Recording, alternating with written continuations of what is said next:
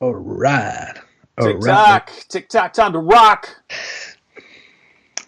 Merry Christmas to all the Christians and Muslims and Jews and atheists and agnostics and Hindus and Buddhists. I'm here with my friend, the Apostate Prophet. AP, how you doing? Good, good. How are you? Good. Merry Christmas, AP. Merry Christmas, David. Merry Oh, Christmas, everybody. see, we didn't plan that. I was testing him because Oh, happy no, holidays. yeah, Sorry.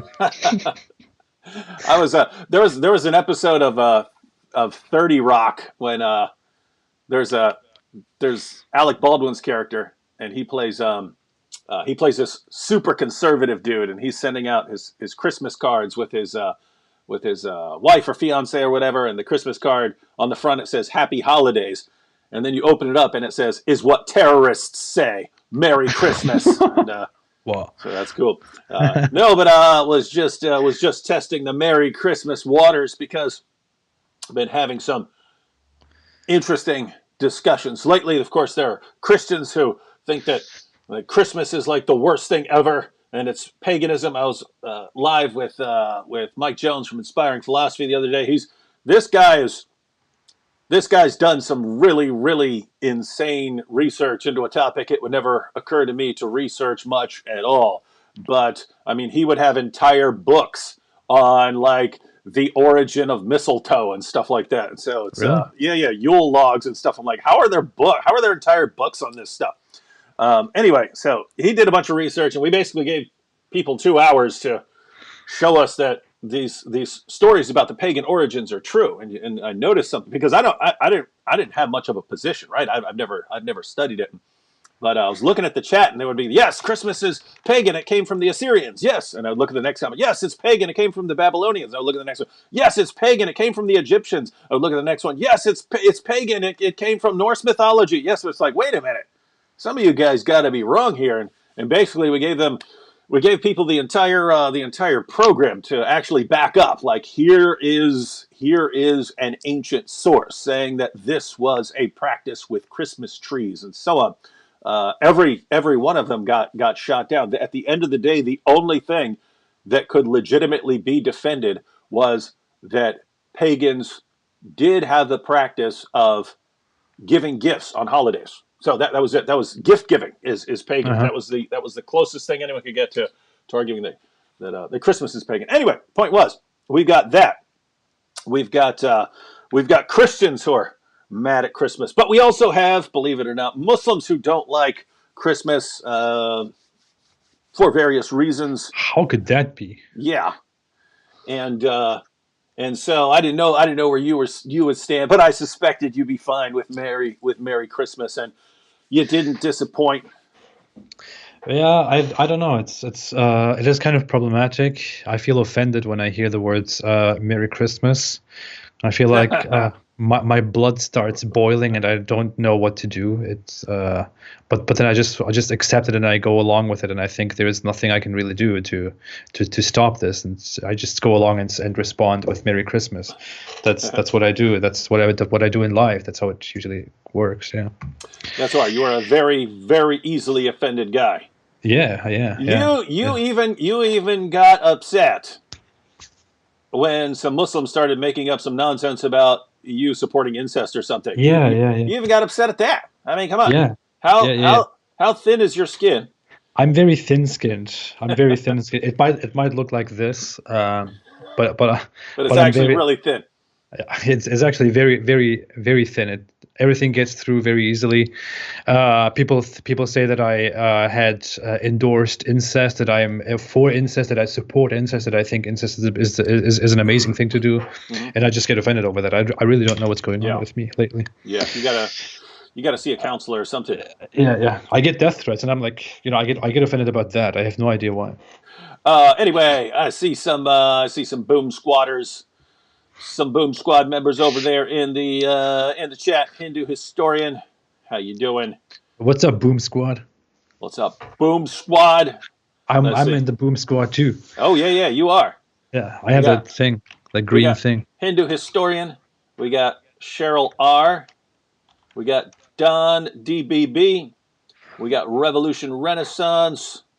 We got Connor Terrell. We got Eric.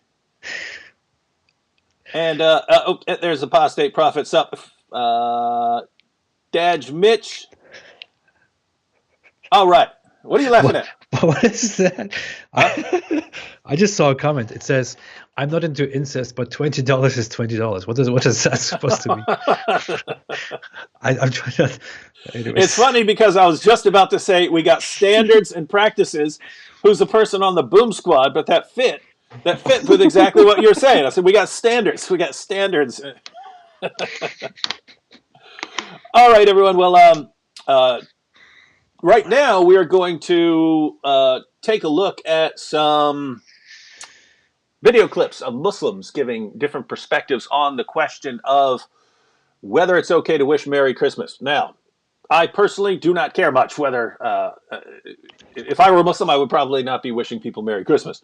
So, given what Muslims believe, if you don't like saying Merry Christmas, there are people who will lose their minds over there. How dare you not say Merry Christmas or something like that? No, I think that's silly. But in going through some of the comments by Muslim scholars and apologists and lecturers in their videos, you start seeing kind of different Muslim approaches towards how they interact with others and towards how they understand various things, and also how they end up condemning each other to hell sometimes. So this is a little interesting. What was your perspective, AP, when you were a Muslim? Were you because you used to live in Germany? So Yeah. Was it like? Did you care at all? Did you wish people Merry Christmas, or were you like no, that's a Ram guy? Well, it was a problematic thing. It was, when I was in Germany, I wasn't really that strict into the Islamic position. I was just a Muslim, and I would witness what my parents say about it. I would learn what they say about it, what the elders, what people around me say, and the position generally was, which I also accepted at that young age, that saying Merry Christmas is haram, that it is forbidden, that it is evil, that it's bad, that it is basically hellfire. Because what I learned was that celebrating the occasions, the holidays of the infidel, the kafir, means being one of them. It is based on several Quran verses and several hadith, which are about whoever imitates the infidel is one of them, and whoever celebrates their holidays is one of them. So what we were taught was basically, if we celebrate Christmas, and if we celebrate together with them, if we do things that they do on Christmas, then we are one of them, which is a very terrible thing in Islam. That means basically that you're buying a ticket to hell, and especially if you are aware of that and you do it anyways, that is a huge, major offense. Especially later in my life, when I became very religious, I adopted that position very much. So it was totally a no-go for me to say Merry Christmas or anything alike. Yeah, and that's because we're going to be looking at. I think I pulled up some clips from four different Muslim speakers, but that's basically the position of Zakir Naik. Zakir Naik's position is, maybe if you don't know, you'll be okay. Maybe if you don't know what you're doing, you might be okay. Allah might forgive you. But if you know, boy, you are in trouble. So we're going to take a look at a couple of those. So basically, guys, what we're going to do, we also want to, it's Christmas time. It's Christmas time, so we want to be kind of laid back here. So we'll be taking questions and comments throughout this program. We'll probably watch a couple of video clips. Because for some of them I have a couple. So I have a couple from Shabir Ali, a couple from Yasser Qadi, a couple from Zakir Naik. We'll look at a couple different clips, and then just take it slow. We'll read through some comments, then look at a couple more video clips and hang out for a little while. All right, but first, shout out to Stud Muffin. Stud Muffin. I don't know how you took my name. Stud Muffin and Andrew Martin, who are both now on the Boom Squad. It's cool the way that YouTube set this up, where you can see people who are signing up for awesome. memberships right there. By the way, AP, you got the notification. You're eligible for channel memberships, and there are people like me who believe it's actually good, given what YouTube put in its recent recent terms of service, saying that they can ban channels for being not financially viable. There are people like me who think it's good to have those channel memberships so that they can never use that as an excuse for blocking you for some other reason. Because, guys, keep in mind, YouTube's official position before the government is that they're a platform, not a publisher, meaning that they're supposed to be pretty neutral, right? People think, oh, no, it's a business. They can do whatever they want. No. There are businesses that can do what they want. YouTube is not one of them, because YouTube's defense in court, if someone tries to sue them, is we're not a publisher. We're not deciding what content goes here. We're just a platform that we allow other people to post their content. So they can have certain community standards, like not posting pornography or something like that. They can have rules like that they apply across the board. But if they are actually taking sides on political issues or something, that could get them in. That could get their status into trouble. So what these sites are doing, because notice that's the case with Facebook, that's the case with Twitter, that's the case with YouTube, that's the case with all these platforms. They're supposed to be politically pretty neutral, but you see them all taking sides on various issues. And so what they apparently are trying to do is have other things in their terms of service that they can use, so that if they have to block you or block your content or destroy your channel, they can say, oh, no, it wasn't because of that thing that he said that upset a lot of people. It's because of this right here. Oh, yeah, his channel just wasn't making us enough money, so we canceled his channel. Well, notice, you're not canceling anyone else's channel using it. Yeah. So it just seems to be making up excuses. Anyway, the way around stuff like that is to basically take precautions. So, AP, hopefully you get those up pretty soon. Yeah. I find it great that, that they actually gave us. I got a weird sound coming out of my headphones here. Does anyone hear a weird sound right now, or is that just my headphones? Weird sound? Anyone? Weird sound? Let us know if you hear a weird sound. If you lost a weird sound, if you're looking for a weird sound, tell us. Weird sound, weird sound, weird sound. What are they saying? I don't know. I'm fine with having that in my earphones as long as other people don't hear it. Weird sound. Is anyone looking for a weird sound? There's a slight delay, but I'm getting like a beeping and rattling in my headphones here. Nope. Okay, they're saying no. Just okay. you. Okay, so it's just me. All right, That is very, very weird. Oh, you're hearing sounds, David. You and I were having problems with Skype, so maybe we just got a crap Skype connection this time. Yeah. I thought your sound was noisy, but whatever. It was just. Anyways. All right. Anything to add before we start off with a video clip? It is a great thing that YouTube actually decided to give us these features to actually activate memberships for our channels. I didn't expect that. I thought I was never going to get that. Oh, I just found out what the problem was. Just sorry. I'm laughing because I have this keyboard here, and my laptop. I use my laptop as a secondary monitor, but the laptop was on the keys, so it's pressing the keys over and over again, and it was making the sound of just keys being punched. Oh, so, yeah. Problem solved. I was freaking out about that. I didn't like. I don't like technical problems that I can't solve, right in the middle of a live stream when there's nothing I can do. I lose it when it happens. It's very tough. Yeah, it's no fun. Yeah. All right, go ahead. I'm currently getting the thing ready. I'm currently getting memberships ready. I'm getting some badges and some emojis made. There will be some very nice emojis for memberships on my channel. But once all of that is ready, I'll start memberships too, and then I'll have like weekly talks with everyone who chooses to become a member. But yeah, that's basically it. No, that's cool. That's cool because yeah, I didn't think I'd last a week with channel memberships. I thought it was because they sent it out to a bunch of people who had a certain number of subscribers all at the same time. So I'm thinking, oh, it's just kind of a fluke that I got it too. But as soon as especially when I'm posting my emojis, my Muhammad emojis, I'm thinking there's no way I'm going to last. But so far I've been up almost a month. If I could make it a month, that would be hilarious. yeah. That's awesome. All right.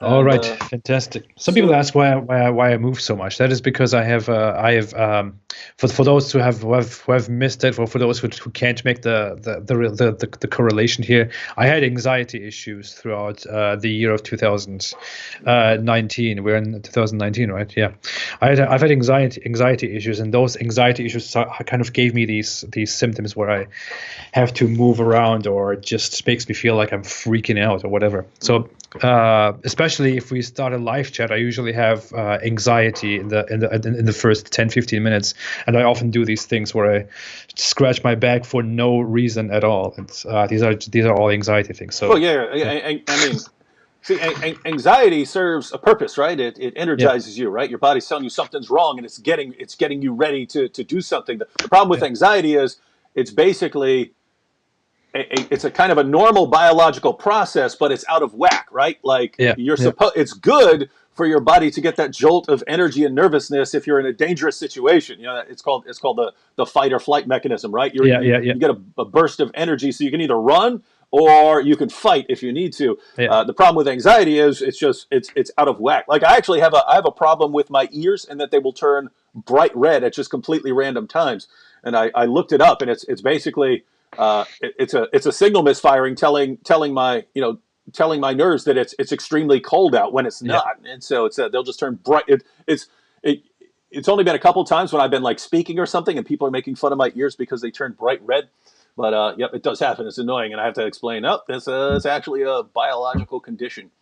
That All is right. interesting. So thanks to Record Hispanarium Rex for the super chat. So thank you for your work, guys. God bless you both. Please note, Israel and Mossad don't have anything to do with this payment. Well, guess what? That's exactly what we would expect Mossad to say, right? Yeah. They're not going to come right out and say, hey, we're Mossad. So nice try. Nice try, Mossad. Revolution Renaissance says AP and Wood too. Come to Europe and start presentations. We can go snowboarding to the mountains or dive, set up bases, recruit people, be mainstream.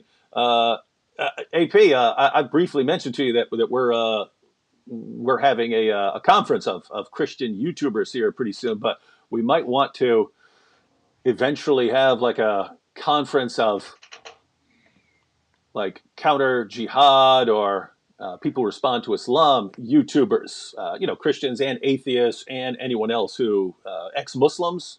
I guess ex-Muslims probably already have conferences, right? Yeah, they have. I don't know. I'm kind of. I said this before. I should say this more often to them. Maybe they are kind of. They are a different kind of active. Their activities and conferences are mostly based on ex-Muslims helping each other and being aware of each other, forming a community because they often feel alone and stuff like that. I think there is a lack of ex-Muslims going out and criticizing Islam. Yeah. It needs to be done. I always want to work toward that direction and do something, but yeah, if I could just do all the things that I have on my mind. It is awesome.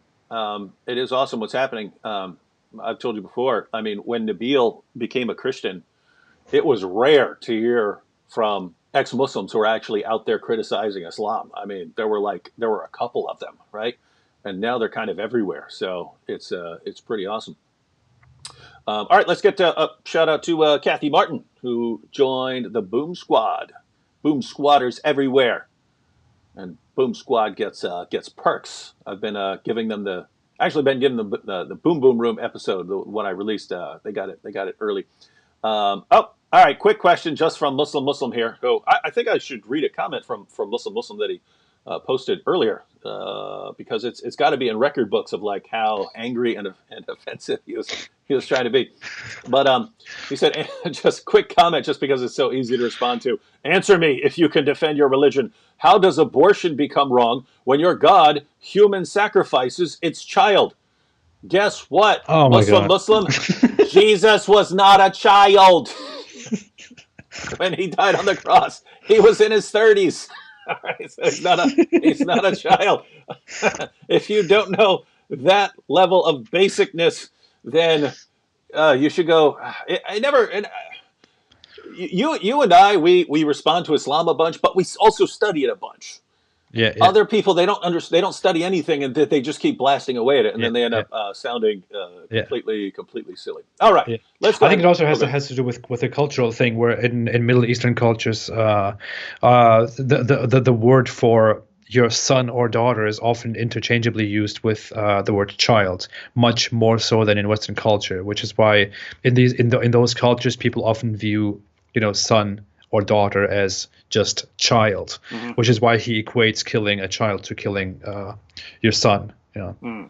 I think that's kind of where this Killing a person baby. Muslim is coming from. Yeah. Yeah, a couple other issues there, Muslim, because I could go on. I mean, there's no end to the silliness of your comments. Um, Jesus did so willingly, right? A a baby is not willingly, laying down its life for others, right? So, oh, hang on. Okay, okay. Here's a comment by Muslim that he left. I thought that was the same guy. Just so you understand what kind of guy you're dealing with here. He says, "Your God begot a bastard, and human sacrificed its child." Oh, this is definitely the same guy, because I was thinking maybe it's a different guy who goes by Muslim, but notice he's along the same lines, right? A weird obsession. Your God begot a bastard, and human sacrificed its child as itself in your pagan death cult. Reminds me of family murder, like how you hammered your drunkard pagan father from behind until he cursed your offspring, and you got two drooling, handicapped, ugly, deformed kids, David Wood. How does it become wrong when your pagan god human sacrificed its own bastard child onto a pagan cross? Surely you have a great example to imitate there. Well, yeah, Yeah. I've got I my good example to imitate, but you certainly imitate your example, Muhammad. you're a fantastic human being, Muslim. Yeah. You're a wonderful, fantastic human being. Thank you for showing to everyone what kind of an amazing person comes out to defend Islam. Typically, you're not disappointing at all. You no disappointment to the regular rule that we always over and over observe, where Muslims come out and defend Islam in such a terrible with such terrible personalities. You are a piece of filth, you moron. Hey. Well, Ugh. let's be nice. You got to understand he's raised to take Muhammad as his moral example, and this is this, and Muhammad's companion. So you've got Abu Bakr, who told a pagan, go suck Allah's clitoris, right? Allah was a goddess that the guy believed in. He said, basically, go perform oral sex on your Yeah. goddess. And then Muhammad said, hey, if you want to brag about your lineage, you tell them go bite their father's penis and stuff like that. And so this is how these guys would talk to people, and shouldn't be a surprise when we got guys like our good friend here. With that said, Yeah, sorry, I lose my temper easily with these people, but I just have no patience for that at all. It's disgusting. Ah. all right, one more comment here, because this is actually a good question. He says, how does Islam promote lone wolf terrorist attacks? I know that jihad is prescribed through an organized Islamic state, but what about lone attacks? You have any comments on that? I don't even get the point. Oh, he's basically saying, because there are people like Robert Spencer, who points out that in sort of the dominant Islamic position over the centuries, it's been that only the caliph can call for offensive jihad. But Medhead, even if you look at Spencer's what Spencer has pointed out about Islamic thinking on these topics over the years, you basically have offensive jihad and defensive jihad. The idea is defensive jihad, you're allowed to do that anytime. And that's why groups like Al-Qaeda are always very careful to point out, we are attacking you here because of this thing that you did. They're not claiming to be the caliphate or something like that. That's not what Al-Qaeda did. ISIS did that, right? But ISIS could actually go out and wage offensive jihad, going out and subjugating an area. And they don't have to say, we're subjugating you because of this thing you did or something like that. We're subjugating you because you're not Muslims, right? They believe they could do that because they were a caliphate, and the caliphate can call for offensive jihad. And Muslims who believe that is the caliphate are, according to Muslim sources, obligated to obey their leader. But when it comes to defensive jihad, if someone has done something to the Muslim community, you have commands to go ahead and do something back to them. So, Medhead, the idea that is behind a lone wolf terrorist attack is, if the idea of a lone wolf is, he believes that this place, this country, or this group, or this leader, or whatever, has done something to attack the Muslim community, and therefore he is allowed, according to Islam, to retaliate, right? And you don't have to get that command. You don't have to get that command from from a caliph or something like that. So you have lone wolves, and then you have groups like Al Qaeda, and then you have something like a caliphate or a Muslim nation or something like that. But they can wage jihad in different ways. Well, I think let's set something straight. I mean, we don't always have to make a well argumented, sophisticated explanation to why a random person who happens to be a religious Muslim goes out and kills people. And they don't necessarily do that because they completely fit into the picture of the perfect Muslim, of the perfect individual who follows Islam word for word and step for step. It's we don't have to make that explanation. It is very simple that many individuals in America, in the West, here and there, go out and commit these acts, commit acts of violence, commit acts of terrorism. And when they commit these acts of terrorism, they might not be completely in alignment with what Islam teaches. You could even accept an Islamic apologist's argument when they say, well, this person did not fully act in accordance with Islamic teachings. Okay, that's all right. He might not have acted in accordance with Islamic teachings completely, but that's not the point. That's not. No one is claiming that a terrorist, that a lone wolf, that a murderer, that a disgusting human who goes out and kills 50 people is a perfect Muslim. What people are pointing out is that this person, it was influenced or heavily influenced by Islam in carrying out the attack that this person carried out. No one is claiming that he was the perfect Muslim, the perfect Islamist. We're just pointing out that he was influenced, that he was motivated by Islamic scripture, by Islamic sentiments, and that is simply true. I mean, those people. For example, that guy who was himself gay in Florida and who went out and massacred people in a gay club, or I think that's what it was, right? Yeah. If I'm not completely wrong on the matter. He was definitely not a perfect Muslim, and he didn't completely follow the rules of Islam in the most amazing and most perfect way. But he was inspired by the Islamic religion, by the hatefulness and by the readiness to be brutal and to be aggressive by Islamic scripture. He was inspired by that, motivated by that, to go out and carry out his massacre, and that is the entire point. I don't know if this is clear enough. It is not about whether this is in complete accordance with Islam. It's that Islam influences people with its hatefulness, with its praising of Islamic warriors, of Islamic jihad, to go out and commit acts of violence. Yeah. So let me see if I can put the points together. So basically, under Islam, under the rulings of Islam, the commands that have been handed down by Muslim scholars, there is a trend in Islam that only the Muslim ruler, the caliph, should be able to call for offensive jihad in terms of going out and subjugating areas and so on. And so that would have to be someone like ISIS.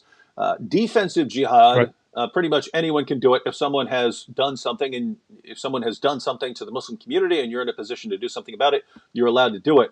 But I think what AP is pointing out is that doesn't mean that any of that has to be in a Muslim's head. He doesn't have to be thinking, oh, well, I'm allowed to wage defensive jihad because of these verses. He could just be raised to believe that jihad against the infidels is fine. And he's not thinking in terms of, hey, what are the passages that justify this, or how can I defend this? It's just, what are you talking about? This is something cool that we do. We go out and we launch terrorist attacks. And especially what you pointed out about certain guys not being very good Muslims, because we hear this after lots of attacks. Oh, he wasn't, he was going to clubs and stuff like that, or something like that. And people saying, so he wasn't a very serious Muslim. No, you can believe seriously and understand that you haven't been living up to Islam, but that actually helps promote the jihad, because then someone tells you, hey, you're right. You're going to stand before Allah and you've done all this stuff, and you're probably going to do a lot more, and you don't know where you're going. You don't have any guarantees unless you die while waging a jihad, a terrorist attack, and then you're good as gold with Allah. And so it actually ends up, their shortcomings as Muslims actually become incentive for them to go out and die in a terrorist attack, because it's the only way they can have assurance of where they're going. Absolutely. This came up recently in a talk that I had with Yasmin Mohammed. We were talking about the same issue about sinful people, sinful Muslim Islamist people who go out and carry out acts of violence and acts of terrorism.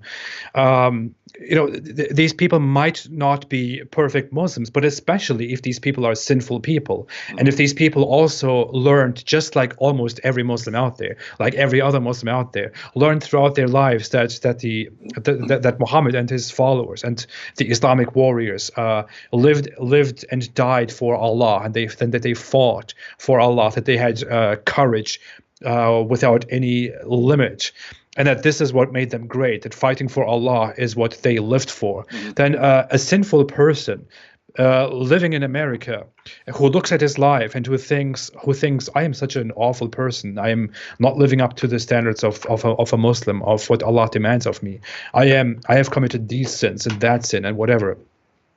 That person thinks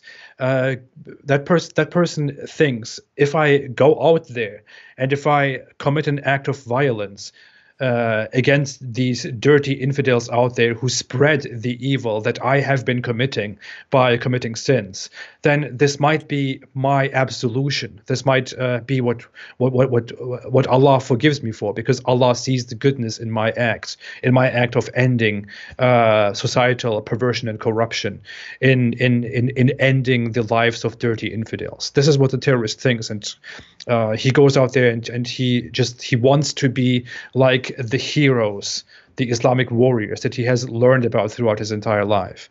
That's what he does. That's what the sinful Islamist does. And when the sinful Islamist goes out and kills people in the name of Islam, he still does it in the name of Islam. He still does it because he was influenced by Islam. He still does it because he was brought up with the idea that you should live and die for Allah. And by Islamic standard, this person is not considered a non-Muslim. This person is still considered a Muslim, and would still eventually would still eventually stand before Allah, and would probably be forgiven for his act, and would be a part of the Islamic community, because that's what because it is completely part of Islam to do that. Yep. All right, now, Mel, sucks. I have to ban Muslim now. Shout out to Tatiana J for joining the Boom Squad, but Muslim. It's weird. I'm fine with people insulting me. Now he's blasting you. He said, he called you Quasimodo-looking incestuous degenerate. Apparently he follows Ali Dawa. That's where he learns to act like this. Quasimodo-looking incestuous degenerate, don't you want to fornicate with your father? Yeah, sure. Recite the Tashahhud and prove you were a Muslim. All right. Well, if you're talking to guests like that, you gotta Muslim.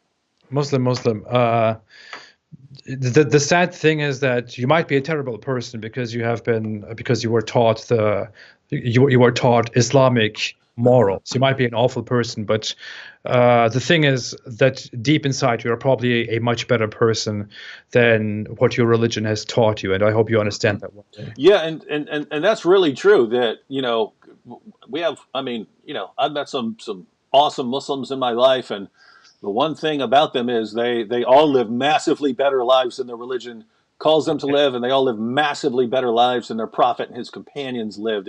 And even someone like Muslim here, who's using horrible language and attacking people and blah blah blah, incestuous blah blah blah, still I would much rather have him for a neighbor than Muhammad, right?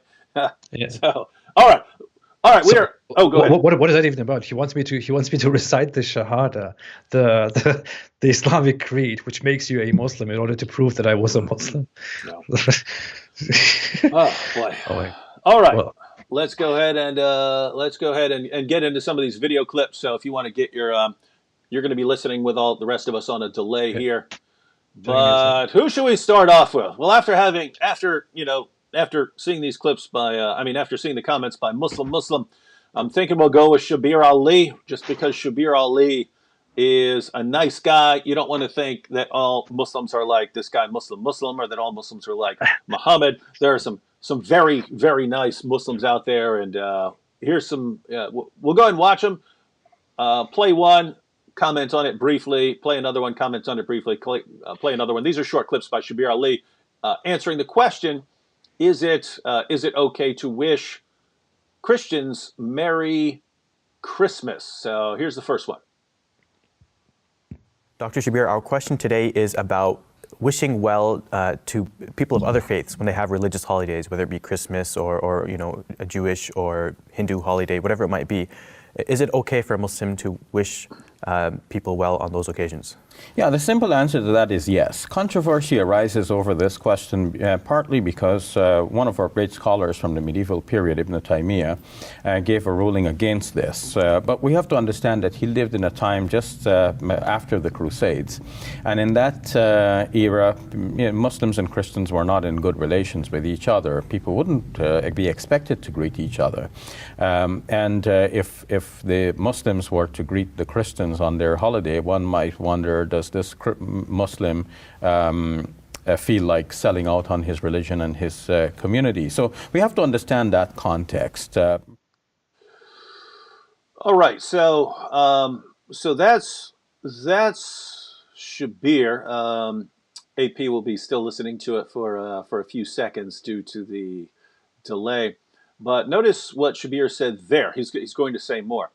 But he's basically attributing the problem of Muslims refusing to wish people well on their holidays. He's just saying this is from a time when Christians and Muslims were at war, and so that's where this idea came from. And so I'm pointing this out because again we're going to have a few more words by Shabir, and you guys can tell us what you think over there in the comments.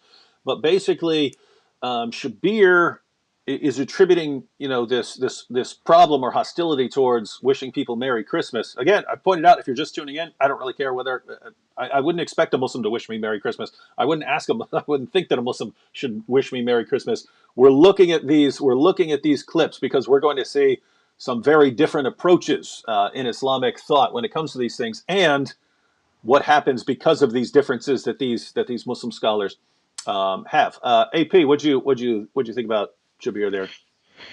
Well, he has a very unorthodox position, of course, as always. I would say, I don't know. I kind of there is a thing. I missed a part of it because I have to listen in while it's late. Yeah, he basically said we'll probably go through the three clips and then just basically settle on Shabir's position, which is he's going to be kind of the nicest and most liberal in his thinking on this issue, and then we're going to have Sheikh Yasser Qadi, and he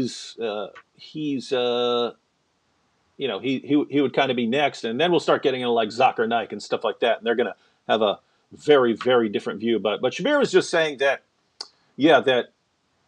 this hostility is from a bygone era, and so why I find this interesting is other Muslims that we're going to be looking at are interpreting Merry Christmas as a violation, or as you're committing shirk, right? You're committing shirk by doing this. Whereas Shabir is just thinking of it in terms of, guys, we're hostile because we used to fight, but now it's not as much of a problem. So yeah, we should probably just go ahead and go through these other two clips. So I'll go ahead and play this clip, then I'll just sort of review very quickly the takeaway from that clip, and then we'll get to the last clip, which is Shabir's going to basically he's going to say it's fine to wish people Merry Christmas.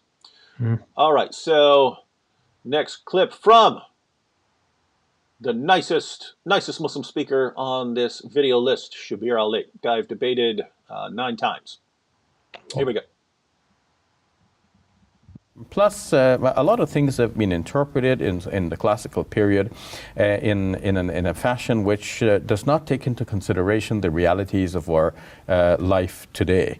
The realities of our life today is that we live largely in democratic societies in which people have learned to live with each other. They live in harmony and they wish each other good on occasions, well, all of the time, and especially verbally on special occasions. So non-Muslims would greet Muslims on the day of Eid. Politicians will come into the Muslim mosques, especially to deliver in person the greeting of Eid. Now, in doing so, one is not saying, I agree with your religion. They're just saying, I recognize you as fellow human beings. We have special days. You also have special days. We know that this is a happy day for you. We want God to multiply your happiness on this day, which is so special to you. We're happy that you're happy. So a similar attitude should be what governs the Muslim behavior as well. Well, we know that other people are happy on their special day, and we want God to increase their happiness. There's nothing wrong with that. All right, so Shabir here, he compares, politicians or other people wishing Muslims well on their holiday. So if you were talking to a Muslim friend and you said, "Hey, happy Ramadan," he's pointing. It's not affirming your religion. It's saying, "Hey, you're a person. I have respect for you as a person, and so I'm just, I disagree with you, but I want you to be happy," or something like that. And he's pointing out you're not affirming their religion, and so he's drawing the comparison here that if you're a Muslim and you say Merry Christmas, which is, by the way, this is part of the reason that you're going to have disputes over something like this, is you say Merry Christmas. Being merry just means like being happy and joyful on Christmas. And so you're not saying, "Hey, I agree with you that Jesus Christ is the only begotten Son who entered creation on December 25th and things like that." You're not, he's pointing out you don't have to be saying all of that. You can just be saying, "Hey, I want you to be happy." All right. So, did you have a comment before we play the last clip? Yeah, the thing is, Shabir Ali makes a lot of sense here, Mm-hmm. but the problem is that Islam is not supposed to make sense. Mm-hmm. Islam is not supposed to make sense in the way that Shabir Ali makes sense here. He says it was different back then. There were hostilities and people weren't living together, weren't mixed. They were separated, and that was the holiday of the enemy and whatever. And today we live in democratic societies and we have diversity and all that stuff. But that's not really how it was meant to be, according to Islamic sources, according to the Quran and according to Muhammad's words. This is not really how it was meant to be. According to them, it was Islam was supposed to dominate these the different cultures of this world and was supposed to subjugate them. Yeah. So yeah, that's just what I want to add to that. Something to think about. Mm-hmm. Little side note here before we watch this last clip from Shabir. Tatiana says, "My Muslim colleague thinks I should respect Muhammad because he respects Jesus." Right?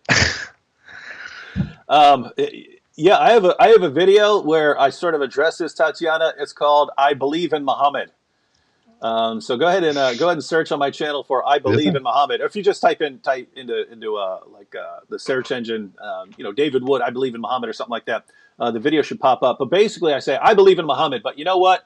I believe that he was a devout Christian who believed that Jesus died on the cross for sins and rose from the dead, and he believed that Jesus is Lord. But later, followers of his corrupted his message and then changed it into what we now think of as Islam. So what we now think of as Muhammad just wasn't Muhammad at all. The real Muhammad was a devout Christian, and I believe in that devout Christian Muhammad, and I believe, so I respect him. So you have to respect my views here.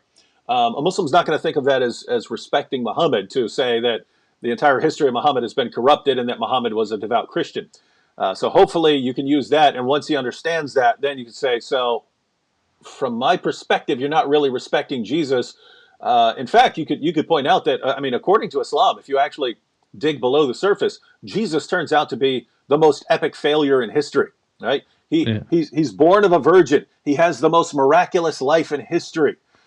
He's the Messiah. But think about this, Muslims, and you Muslims can comment, what did Jesus actually get done? What did he accomplish? You could say he won some followers, but guess what? Those followers all fell away, and they couldn't stand up against the mighty Apostle Paul.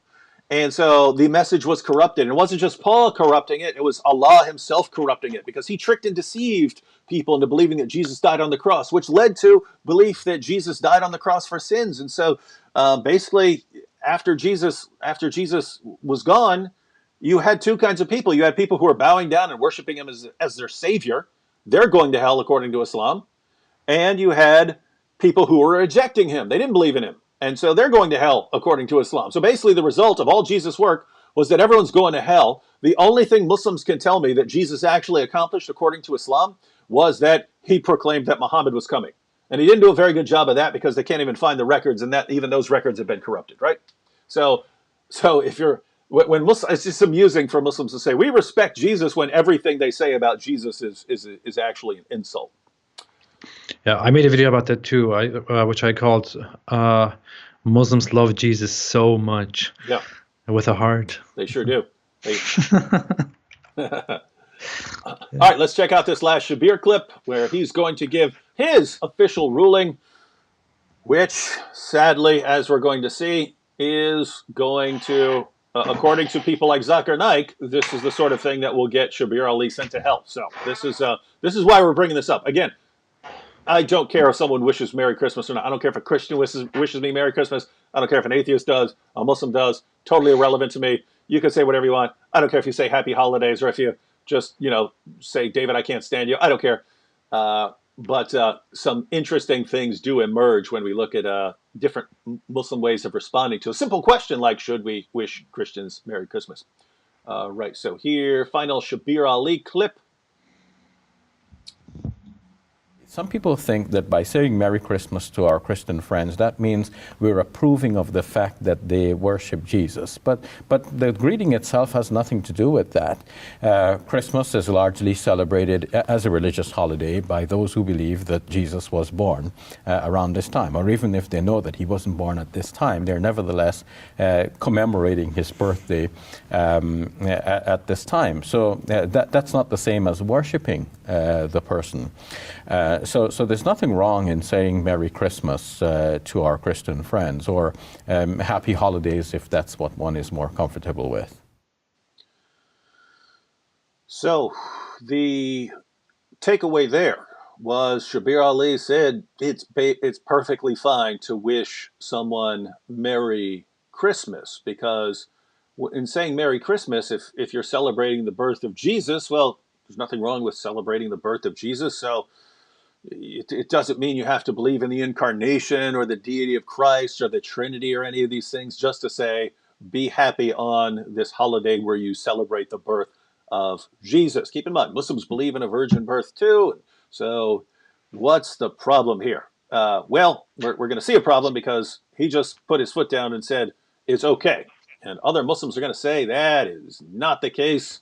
And they're going to say that basically Shabir is heading to hell for saying that. And they're going to say that what Shabir has just done is worse than murder. It's worse than killing someone, what he just told. And actually, it's far worse because this isn't just some random Muslim wishing people Merry Christmas. This is Shabir Ali influencing the Muslim community to say that it's okay to say Merry Christmas. And according to some of the Muslim speakers we're going to look at here, he basically just said, do something, everyone just go, it's fine to do something that's worse than murder.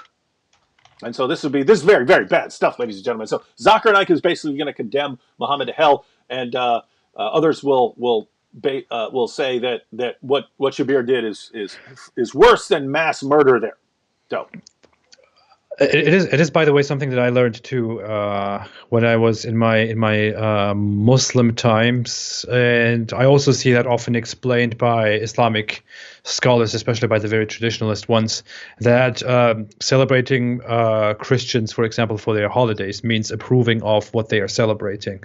It means participating in their kufr, in their blasphemy, in their big great insult against Allah. If you say Merry Christmas, then you are approving of what they are doing, which means you are with them together insulting Allah, and that it's therefore wrong. Mm-hmm. Yeah. Quick question here from Medhead. Let's see here. So Medhead says, darn it, why did this get smaller? I accidentally. There we go. All right. There we go. All right. I've got the positioning down. All right. Medhead says, I was raised a Muslim, but left. That's good. But have a very difficult time accepting Jesus' divinity as equal with Yahweh. Bart Ehrman and Rabbi Tovia Singer convinced me, and I've read Bible twice. What do I do? Well, I would suggest actually reading like a case for the deity of Christ from like a respected Christian scholar who deals in this area, right? Keep in mind, Medhead, if you just go out and you look at what all the critics say, almost any position sounds unreasonable, right? You could take anything that you believe in the world. If you just go out and say, let me find people who are condemning and attacking this, it's not going to give you an accurate view. So it's good to keep the objections of people like Bart Ehrman in mind, but you want to see both sides of the story. So for that, let's see. Okay, if you've read the Bible twice, then you have no problem with reading long books. So I would recommend a book called Putting Jesus in His Place by Ed Komaszewski and Rob Bowman. That's sort of the gold standard in cases for, in laying out the evidence as it occurs in the Bible. So it's called Putting Jesus in His Place. You can find it on Amazon. Read that, and then come back and tell us what you think. All right, AP, any thoughts or comments you want to respond to before we go on to 2 clips from Yasser Qadi? No, that's basically all I wanted to say. I was just thinking about something that I thought earlier today, which was I was thinking of making an animated parody of Muhammad and Allah, and then I was because people in the comment section are talking about the beard of Shabir Ali, and I was thinking since Muhammad requires everyone to have like no mustache and this weird beard, which is a very interesting look on the face. I was wondering if we were to depict Allah, would we also have to depict Allah with no mustache and a beard? And I was just wondering about that very mysterious question in my mind. I just wanted to share this. We do have to figure out how we're going to depict Allah in various video projects. But we do, interestingly, have some. Let us know. We do have some descriptions of him in certain sources and so on. So we can actually put all of those together and see what the descriptions say about the great God Allah. And make sure we get the great God Allah. Make sure we get him down. So, for instance, Allah is solid. there's a passage in Tabari where Allah, before he sort of animates Adam, he makes like a statue, but it looks exactly like Allah. So there's a statue, and so Satan is puzzled. He's wondering if this is Allah because it's not moving. So he's trying to figure out if this is Allah. So he crawls inside him and then crawls out his butt. And then he says, nope, I've realized this is not Allah because Allah is solid, whereas this guy is hollow. And so this is some of the great stuff you Where is that? That's in Tabari. Really? Yeah, if you type in, you could probably type in like Allah, Satan, Allah. If you type in the quotation, Allah is solid, I think that'll come up. But yeah, I've been wanting to make some videos on Allah, the man God. I never came across that. Because Allah. I mean, in the Muslim sources, I think indisputably has a physical body. But yeah, it's one of the things that needs to be pointed out. These are the sort of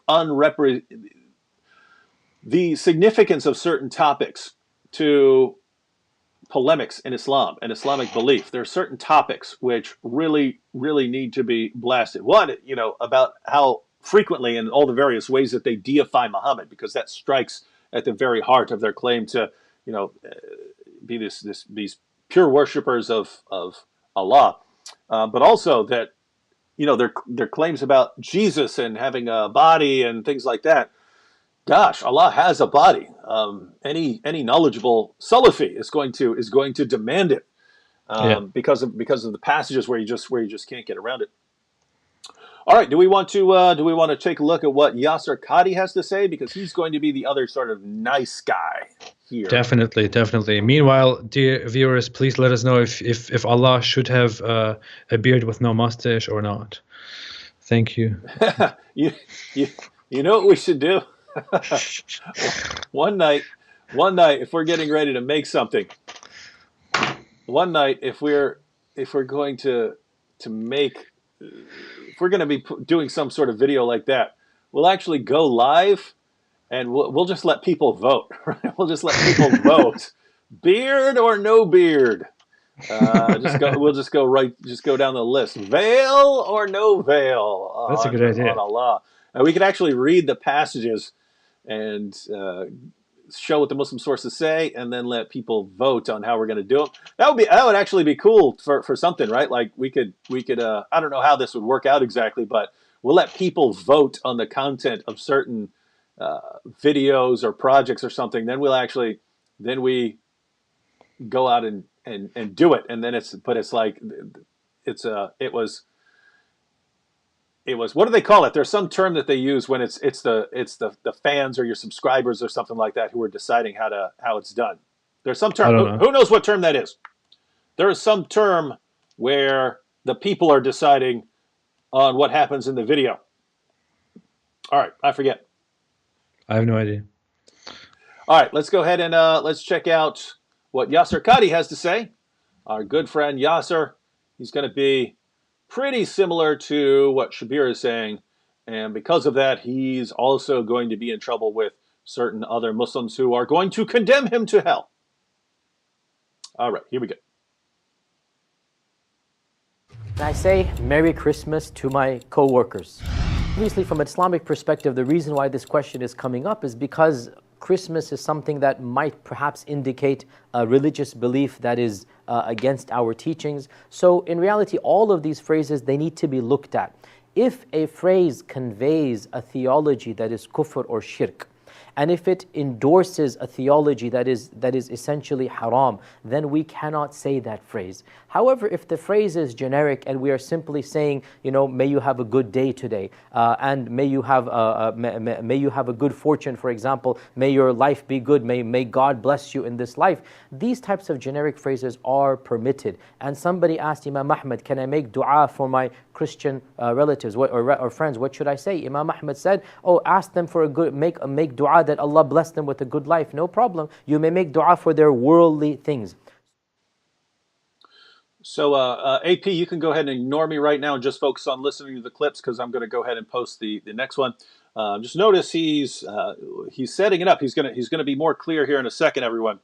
But he's going to basically claim that it's up to you. It's on how you interpret your words. If you believe that by saying Merry Christmas you are somehow affirming some bad theology or something like that, then yeah, you shouldn't say those words. But if you don't believe, if you just believe that you're wishing well on someone on some particular day, he thinks you're allowed to do that as a Muslim. So you're perfectly fine wishing someone to be happy on a certain day. So that's where he's going to go. Let's go ahead and watch the second clip, and then we'll have Yasser Qadhi's position on whether people should be wishing others Merry Christmas. Here we go.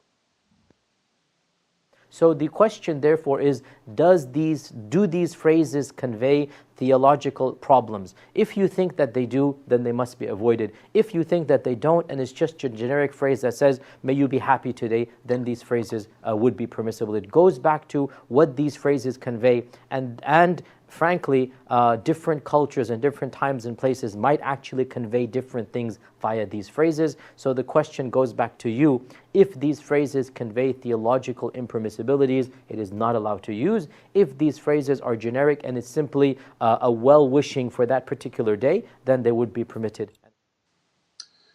So notice what he said there. He said the question goes back to you. He said, notice at no point, those were his comments. Those were his comments on this issue. He's saying he's not going to tell you, right? He said the question goes back to you. Are you regarding your words as affirming some sort of pagan theology or something like that, or are you interpreting your words as just wishing well upon someone? He's saying you have to decide. So he says that it basically flips back to you. And AP. You know, what was interesting, if you go to the comment section on Yasser Qadhi's video there, tons of Muslims in the comment section are going, so can I do it or not? Yeah, that's exactly what I was thinking. He's not actually answering any question. He's not actually clearing anything up, Yeah.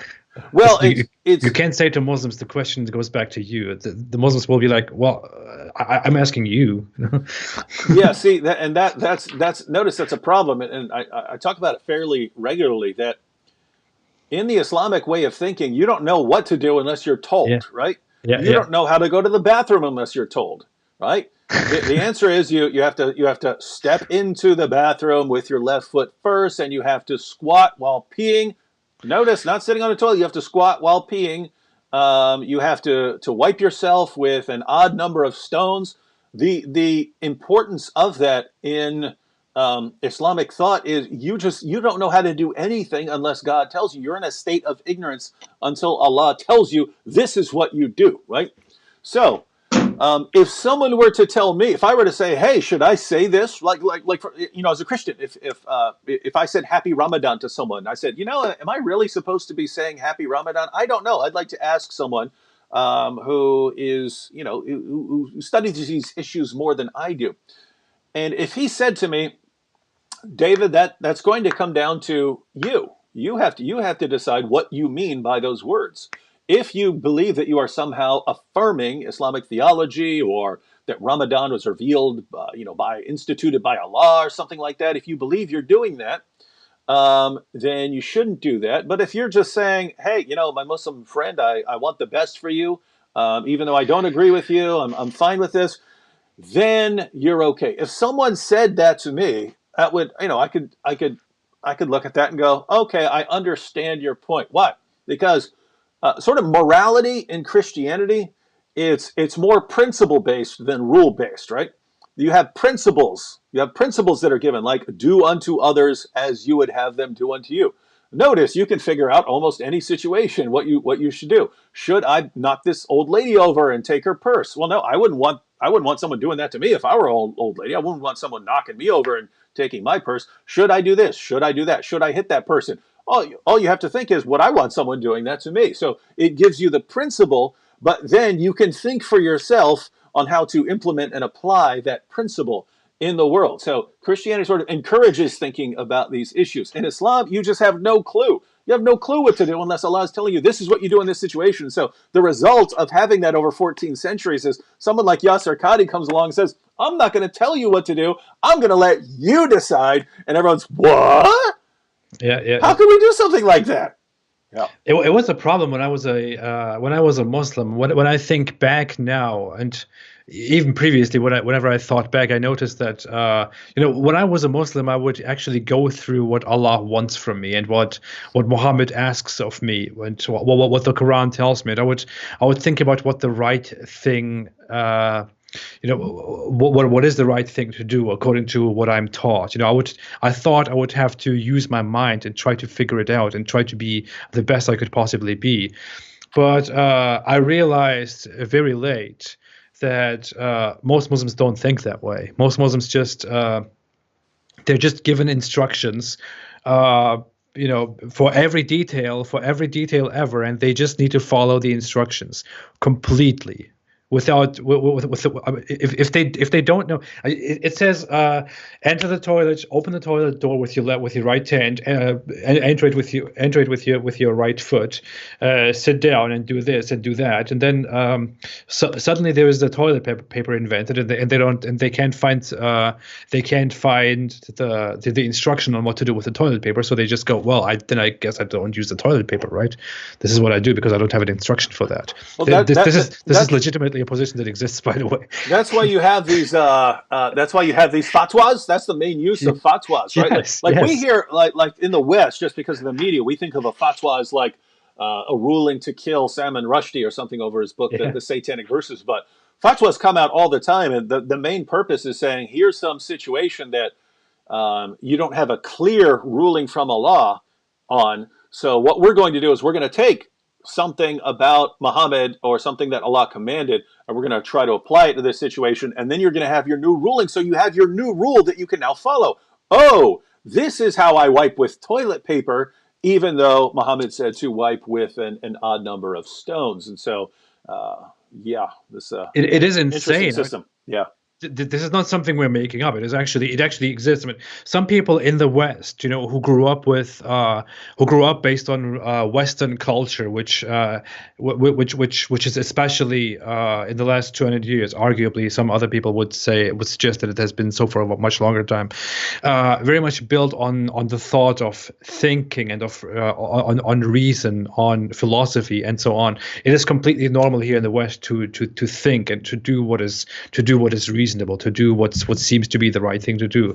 But in the Islamic world, it is actually quite normal that for the most basic things in your life, for the most basic details, forget about wiping your butt, about everything, like when it comes to the dinner table, or to going to bed, going to sleep, laying your head on the pillow, and all these things. People actually have questions about these things. People actually go online nowadays. There should be even questions about whether it is okay or not to go online and ask a question, but they are past that, and they go online and go on these Islamic websites to ask whether it's okay or not to use this specific pillow, or how they should put their head on the pillow, or how they should lay on their bed, how they should hold their fork, and what they should eat first on their plate, on their at the dinner table. These are really legitimately things that Muslims are concerned about. That this might seem like comedy, like a great exaggeration to people in the West, but these are really concerns, serious concerns that Muslim individuals in this world have, and that Islamic scholars issue fatwas about. So therefore, when the Yasir Qadri says the question goes back to you, and you have to decide if it's right or not based on whether you are theologically approving of something or not, people actually don't really know what to do with that information. And that's why many Muslims come out and say, well, Yasir Qadri is committing shirk, he's committing blasphemy, he's approving of something. He says it is up to you. How can you say it is up to you? Nothing is up to you. You have to make a rule for that. So it is really a giant mess. If you have a brain, you should avoid Islam.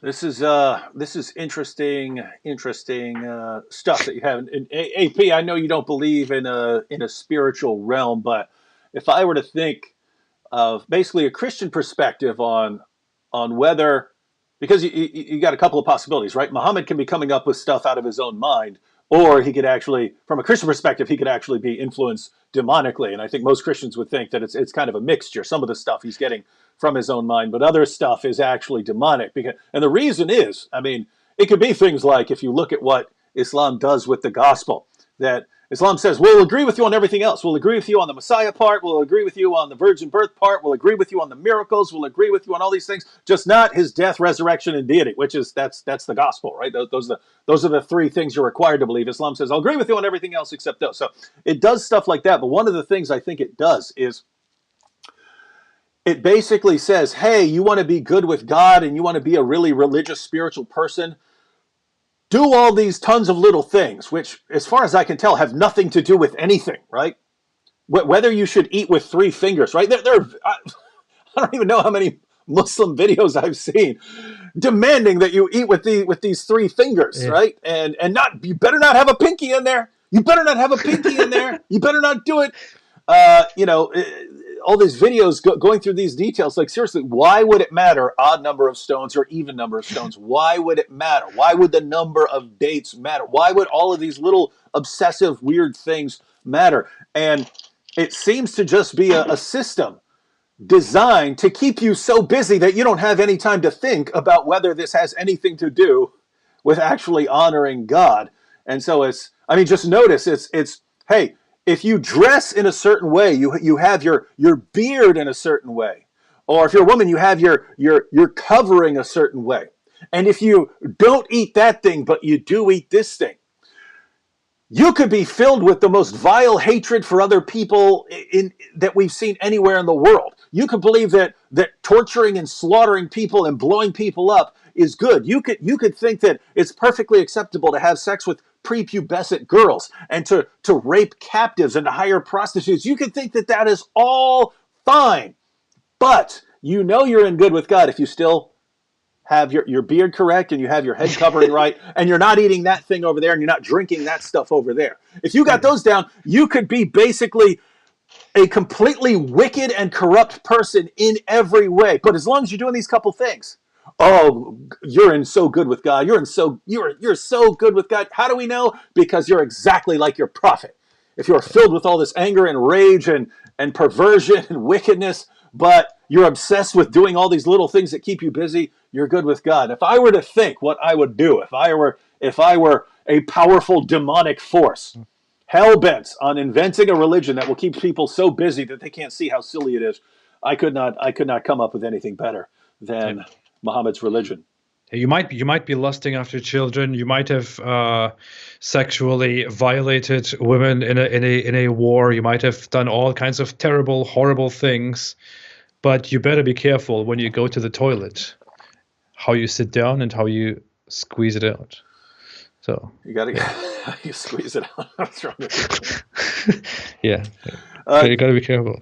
Shout out to Johnny Avanti in the super stickers. I've never used a super sticker, so I'm always interested in what super stickers pop up, because this is the first time I see them. He's got this one of this weird bean-looking character doing lifting weights. So anyway, that's cool.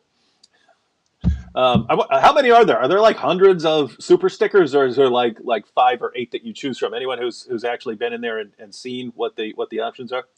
I found it now. Okay. All right. So quick comment from Muslim. I didn't know he was still in here, but maybe this is from earlier. I'm still way back in the comments on here. Then we'll take a look at Zakir. We're going to go on to Zakir Naik, ladies and gentlemen. We're going to get Zakir Naik's perspective. And we're going to see him talking to a 16-year-old kid, but his comments would apply definitely to Shabir Ali and possibly to Yasser Qadi. But Muslim said, "Answer me, coward." I don't want to be a coward. I want to be a coward, so I better answer. Why did you hammer your father? Muslim, you can go to my channel. You can find it. It's the first video that pops up. Why I'm a Christian. I explain everything. I don't know why I would have to explain it again. But basically, psychopath. I have mental health problems. Back then, I had even more mental health problems. I was a nihilist, so I believe that there was no point to anything. I had a very low view of human beings. I regarded them as like disgusting, and so. Basically, you watch the video. I take you through all my reasoning there. Now, the only reason I pointed this out is because go ahead and watch that video, Muslim. I mean, think even if you're not really trying to learn anything, you're just trying to be mean. If you watch that, you'll get some more ammunition against me, because I talk about a lot of horrible stuff that I did. So if you want to go post comments about me in places and say what a big jerk I am, you could do that, right? You could gather a bunch of information there, but. Do one thing for me. One thing for me. After you watch that video, just ask yourself the question. This violent, head-bashing, sick dude in mental hospitals and prisons converted to Christianity. What would he have done if he would have converted to my religion? And I'm referring to Islam. Ask yourself that, Muslim, because keep in mind, you might have loved me. You might have loved me if I had converted to Islam, because I would have been like jihadi of the year, right? Because I don't have basic things like compassion or empathy or something like that. I was born without those things, so I would have been jihadi of the year. So just keep that in mind. All right. Keep that in mind. and then once you've done that, then ask yourself what this tells you. What this tells you about your religion's impact on people. All right, we ready to go on to some Zakir Naik? Yeah, I was making these symbols while I was sitting here. Some people pointed out that I was flashing Illuminati signs. Yeah. During the live chat. I'm just trying to. I heard that this is how you are. How the Illuminati recruits you if you flash these signs in public. I'm just trying to get the attention of the Illuminati so they can. Oh, you should have seen when I did my video the jihad triangle, and I made the sign and stuff. Everyone, this Illuminati confirmed. It's just amazing. What cracks me up is there are people like, who are expressive with their hands, and so they talk like this all the time and stuff like that. And people will there are entire channels that will just take these little snapshots of you, like making all these hand signals and stuff like that. And they're Illuminati. I made a thing. There is a video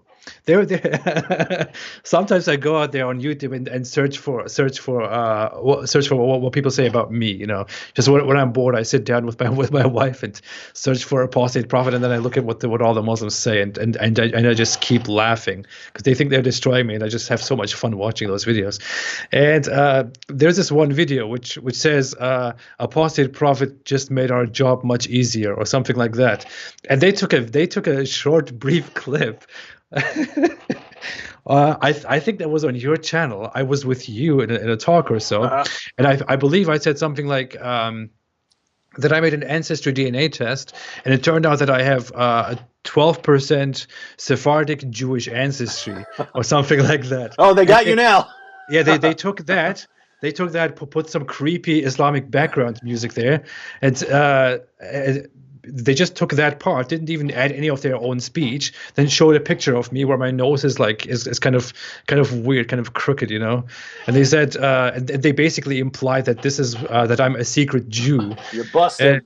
And that I'm stupid enough to even say publicly that I have Jewish ancestry, and that this is why I'm doing all of this, you know. Yeah, that's what cracks me up, right? That there are these people that think we're all members of these super awesome secret societies behind the scenes, but that we keep accidentally blurting it out and flashing our signs all over the place. Oopsie, I did it again. Oops, I made that triangle again. Oops. Oopsie, we're super smart conspiracy dudes all over the place, but yeah, keep accidentally doing that.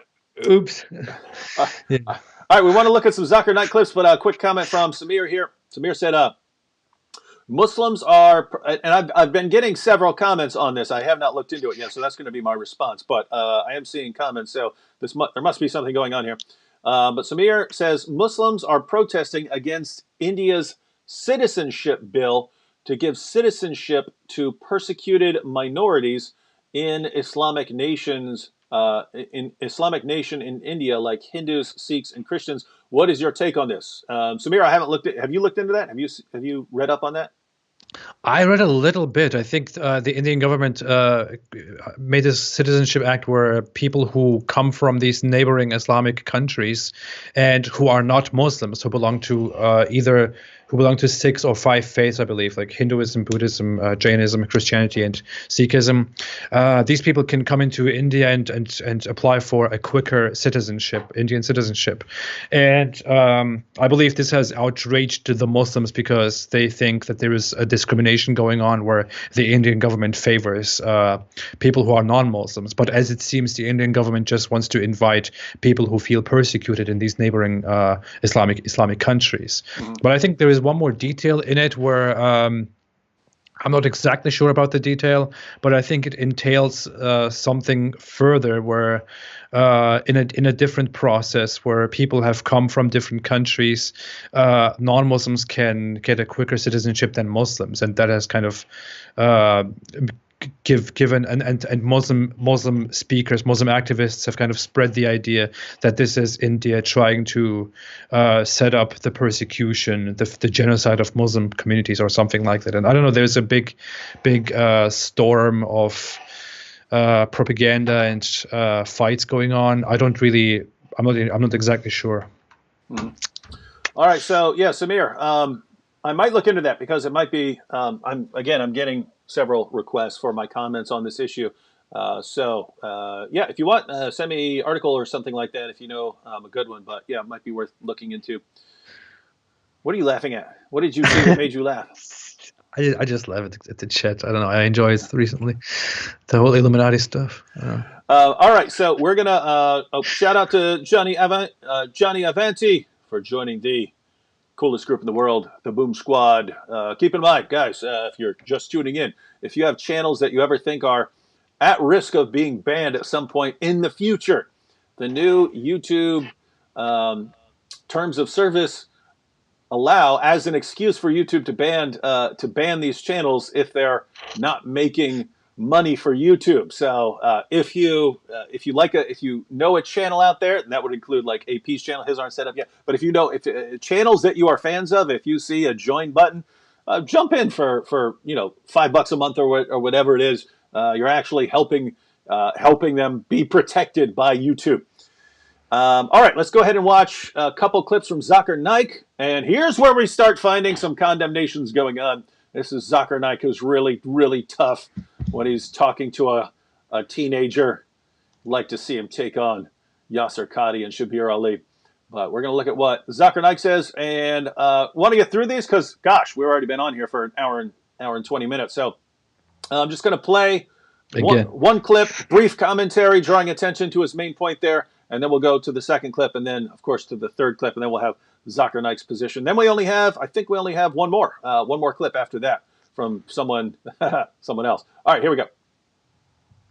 Asked a question that he wants to wish Merry Christmas to his friend so that he can build relationships. So tomorrow he'll ask me the question, why can't I have a peg of alcohol to build relationship? Why not? Why? What's wrong? Why can't I eat some pork with them? Why can't I go to church and worship Jesus Christ, peace be upon him? See, you don't have to do anything haram for doing dawah. For reaching the goals, you cannot use wrong means, brother. What is haram for them is haram for you also. When you are wishing Merry Christmas to them, you are agreeing that Jesus Christ, peace be upon him, was born on the 25th of December, and you are agreeing that he is the begotten Son of God, which is shirk. Why it is wrong? Because the Christians, they believe that Jesus Christ, peace be upon him, is the begotten Son of God. Now, irrespective whether he may be a practicing Christian or not, they celebrate because it's the birthday. All right, so Shabir is obviously interpreting the words Merry Christmas in a very different fashion from the way someone like Shabir Ali was interpreting them. He's claiming that if you wish someone Merry Christmas, you are affirming the December 25th birthday of Jesus, which is interesting because, I mean, most Christians I know of would not claim that that was actually Jesus' birthday. We have a good idea of how the early Christians arrived at that date, but it was based on a very weird view that they tended to have, which was also a view that is present in Islam. But basically, the early Christians, certain early Christians, believed that a prophet is a prophet, or really any very important religious figure, right? Someone big. So your Moses, your King David, your Jesus, most of all, right? Any of these important figures, they're going to be conceived on the same day, on the same date that they die on, right? They had very weird views about like this divine harmony in the universe, and that was one of the things they believed. But it's actually in the Muslim sources that a prophet will be born on the same day that he dies. So slightly different. They were thinking of it in terms of conception. Anyway, they calculated their best estimate of the date of Jesus' death, and then so they're taking that as the date of his conception as well, and then they add 9 months to that to figure out when he was to be born, and they came up with December 25th. So we think all of that is weird, but yeah, so most people don't have that view. So most people are not going to say that, yeah, December 25th, that's when he was born.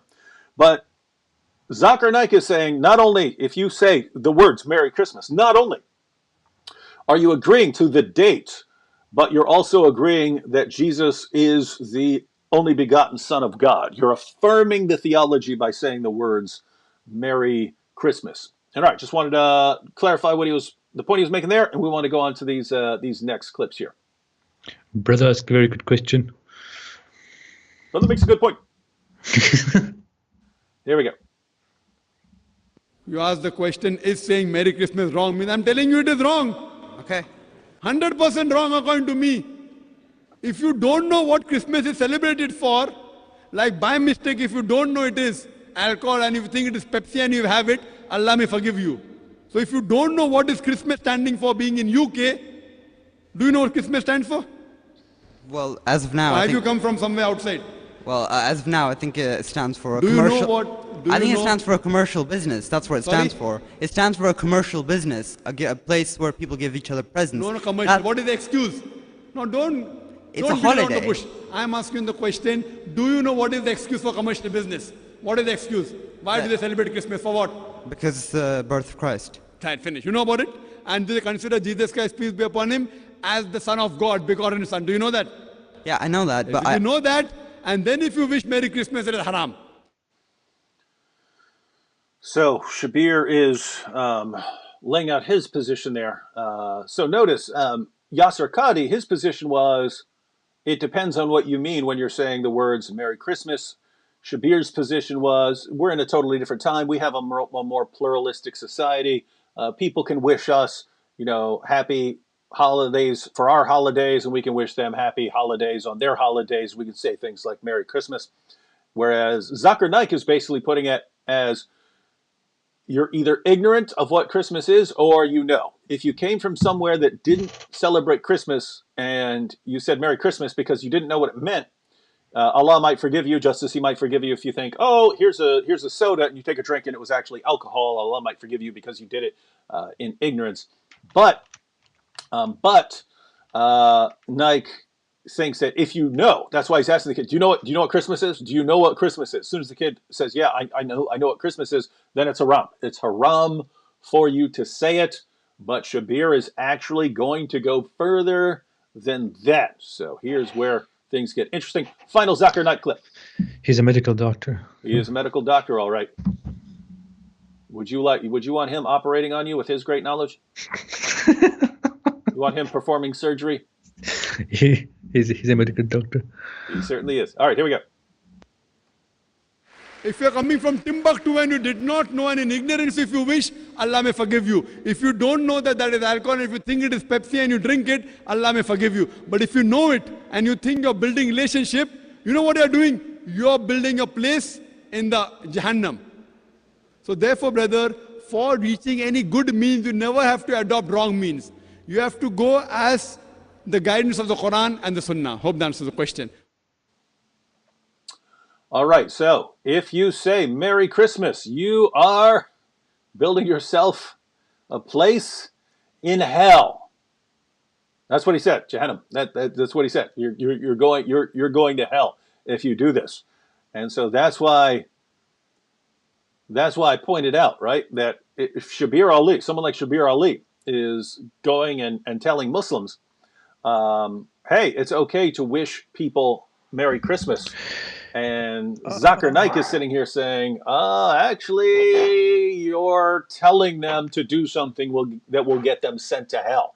So Shabir simply isn't, according to Zakir Naik, going to hell himself. He's convincing other Muslims to go to hell. And so, gosh.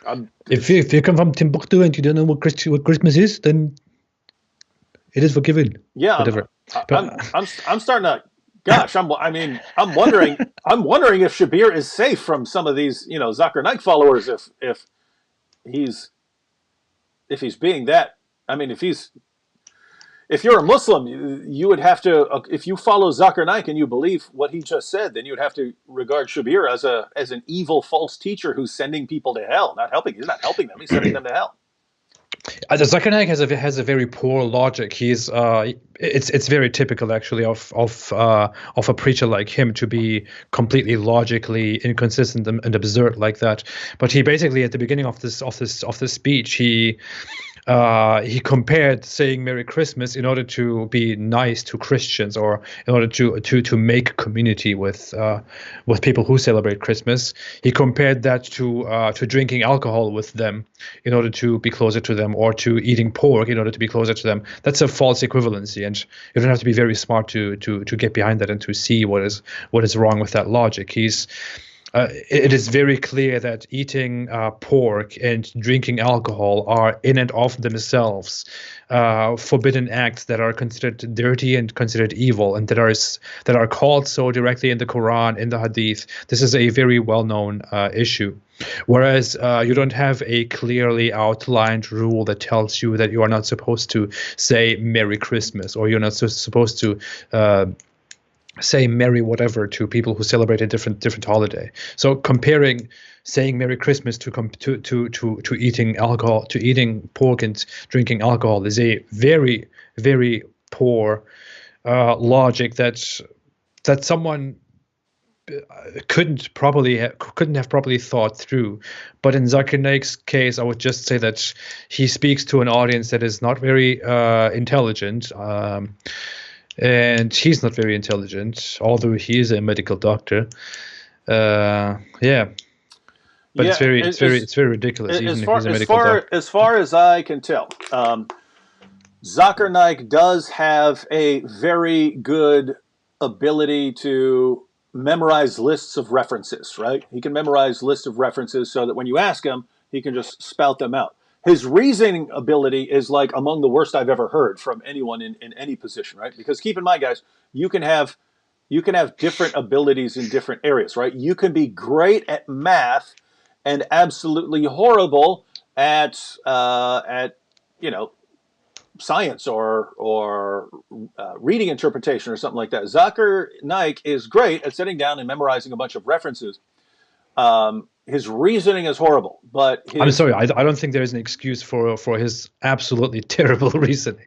Yeah. I don't No, know. what I'm saying is his followers tend to, oh, he's spouting off a bunch of references, therefore we can trust whatever he says, no matter how irrational or illogical it is. I mean, just the point. I mean, there are multiple problems with what he just said, but think about the point AP was saying. So he's telling this teenager who doesn't know, who might not be able to think quickly on his feet. Hey, you saying you're going to wish Merry Christmas so that you can get along with Christians and be on good terms with them. That would be like you saying I'm going to eat pork and drink alcohol to get along with them.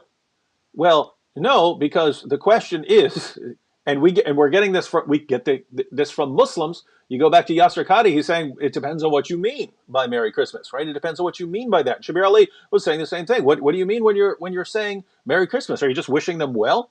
So the question is that, are you affirming a person's theology? Are you affirming a person's theology by saying these words? That's what's under investigation. And Zakir completely ignores that. He says, nope, you're doing it. That's a fact. Let's move aside. And then let me draw the parallel to drinking alcohol and eating pork. And so, but he can give a bunch of references. And so people will just accept anything he says, right? He'll go up and chapter number 15, verse number 26, and just say that a bunch of times. And they'll cheer no matter how idiotic the point he makes out of it is. And that's just, he's a medical doctor, then that's the thing. Sad situation.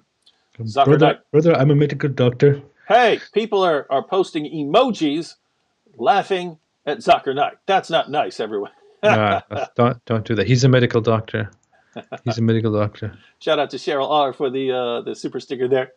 All right, couple quick. Why didn't you make a shout out for me? I made 3 super stickers.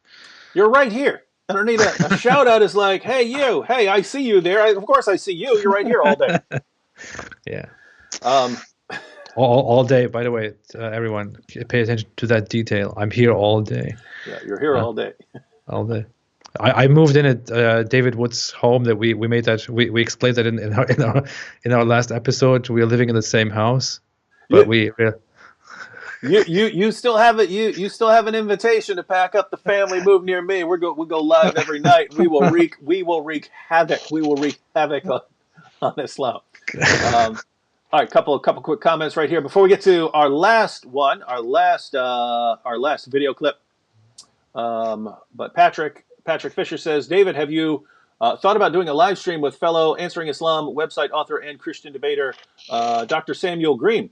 No, I haven't really, but that's because somehow in my mind I always think, he's if you're on the other side of the world, I think there's going to be like an internet problem or something like that. So he's Australia. So, but is that even the case? Like, I'm thinking there's got to be a delay in the signal getting to me or something like that. So is that actually the case?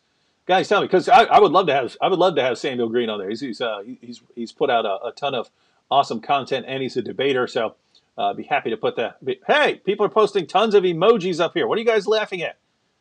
I see Sam Shamoon is here saying what? Boring. Oh my goodness, where? Hater Shamoon. He can't get anyone to come watch his live stream, so he comes over here and harasses us. Yeah. Wow, this is bad. All right, so we have one more clip. Everyone. One more video clip. We'll discuss that a little bit, and we'll probably sign off. But looking for Sam, so I can just go ahead and probably pull up his comment to tell everyone how much I dislike Sam Shamoon. Yeah. Just Oh, kick him out of the live chat. Just oh, ban actually, him. here was the comment I was looking for. I saw it down here, but Medhead actually seems to be on here trying to rapidly research a bunch of topics. But Medhead said, from a historical perspective, how authentic are the hadith? Is the Sahih grade academically reliable or only authentic from an Islamic perspective? I'll tell you what I think, and then AP can tell you what he thinks. I think the Islamic grading system is an absolute ridiculous joke. I think it contradicts itself. I think it's silly. I don't know of any non-Muslim who takes it seriously. So just to give you an idea of why it's silly. So think about this, right? You get a hadith. Let's say you've got a hadith recorded in Bukhari or Sahih Muslim, right? You've got a hadith. And the way these guys verified it, supposedly, was they would go to someone and say, hey, I heard you know a story about Muhammad. And you say, yes, and he tells the story. And he says, okay, where did you get that from? He said, oh, I got it from so-and-so. Okay, now where did he get it from? He got it from so-and-so. And where did he get it from? He got it from so-and-so. And then so you've got like these 8 names on this list that go back to a companion of Muhammad. All right, so this is the method. And basically the Islamic method is, if you know that all of the people on that list of those, the chain of transmitters, right? So-and-so got it from so-and-so, got it from so-and-so, got it from so-and-so. If you know all of those guys can be trusted, then you can trust the hadith. You know, there are other conditions that can't contradict the Quran or something like that, but that's basically the methodology. Do you trust all the people on there? Now think about this. How do you know if you can trust, person number 3 or 4 on that list? You'd have to believe that you have an accurate knowledge of his life and whether he was a really good Muslim, right? How are you going to know that? How are you going to know about that person? How are you going to know about all these people on this list to know that they're all trustworthy? According to the methodology, the only way you could know whether you know something about someone from a century or a century and a half earlier is to use hadith methodology. So how would you be able to learn about that person, right? Oh, would you have to have a chain of transmitters to go back and give you information about that person? How would you know you can trust all the people in that chain of transmission? Oh, because we'll study their lives. How are you going to study their lives? In order to know that you can trust these stories about these people, you'd have to have a reliable chain of. Do you see? You can never get off the ground with this, right? You can never get off the ground. You just have to believe. Okay, I believe I can trust these guys. In other words, you can't use. Put it this way: if Muslims were simply saying, "Hey, this is one way to do history, but there are other ways to do history," that would be one thing. If they're saying this is the only way you can confirm something historically, is this method of isnad criticism, then the method completely self-destructs. You can't use the method to learn about these guys because the method can never get off the ground. I'm trying to figure out how to make this clear. I'm just wondering, does everyone understand this? In order to know anything from history, you'd have to know that you could trust all of these different people. But wait a minute, that requires a ton of extra knowledge. Where are you getting that knowledge from? In order to know all these things about all these different men's lives, you'd have to know their life stories, but you'd have to be using isnads that lead you back reliably to them. Where are you getting this from? How do you ever find out if someone historically from a century earlier is reliable? To say he's reliable so I can trust what he says. How do you know you can trust what he says? Oh, because I have a reliable isnad going back to him? What? You're not getting the point. You're not getting the point.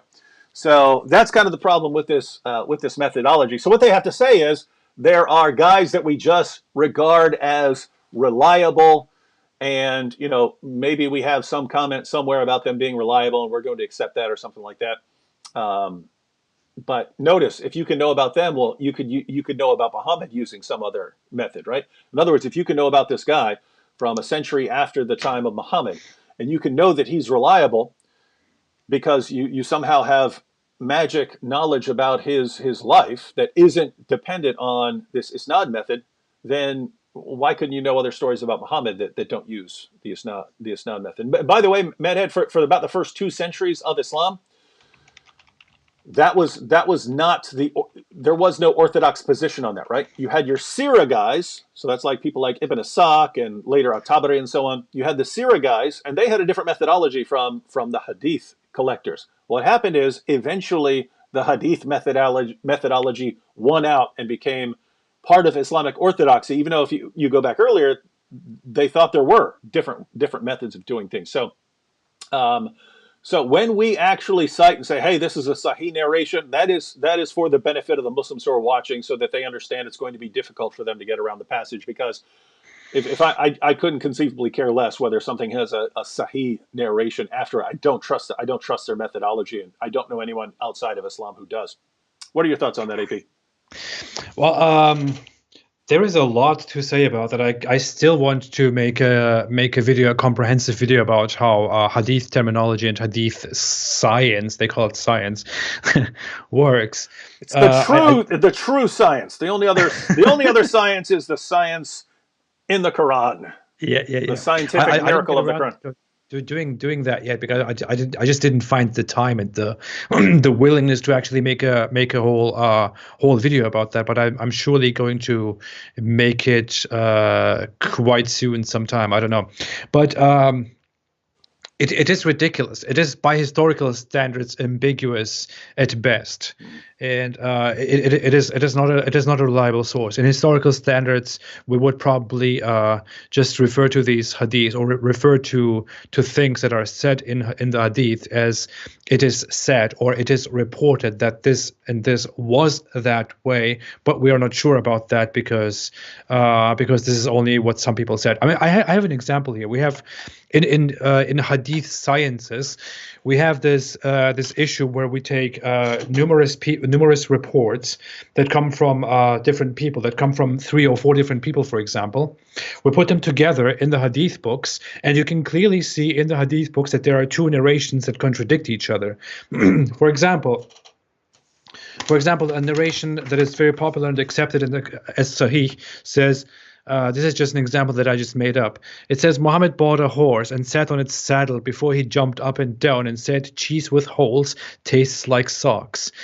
This was after the night prayer.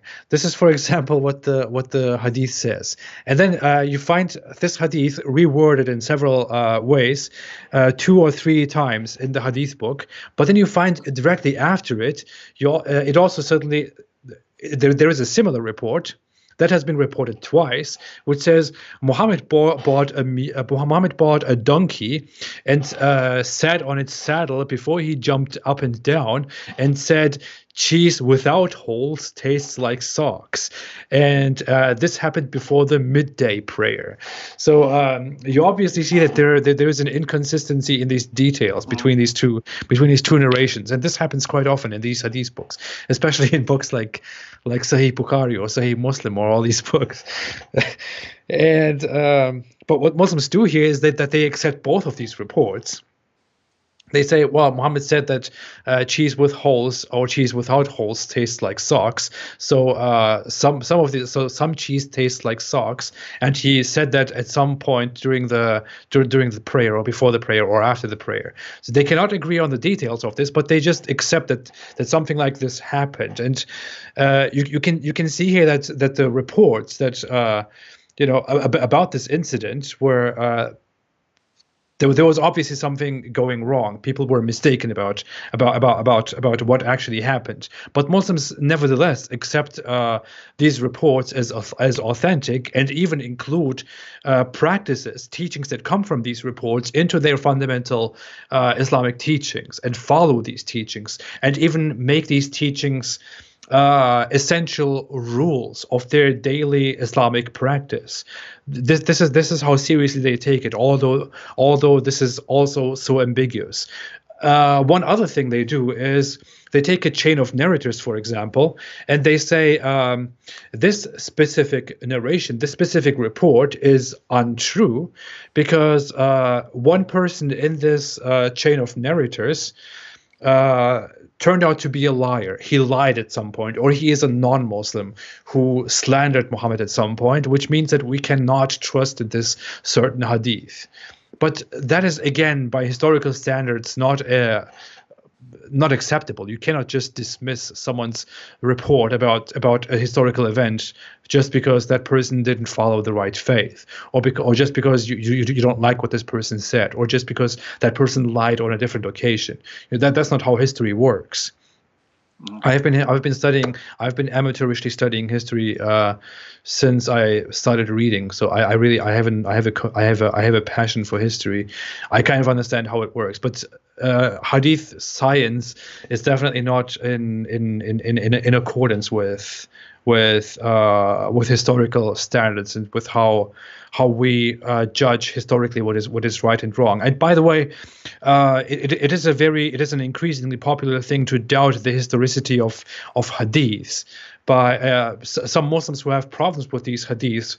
Want to go ahead and say, well, you cannot completely trust the hadiths because they cannot be historically verified. But the problem with that is that the Quran also relies on the hadiths. We can only verify the content of the Quran, and the assertion that the Quran that we have is the original Quran.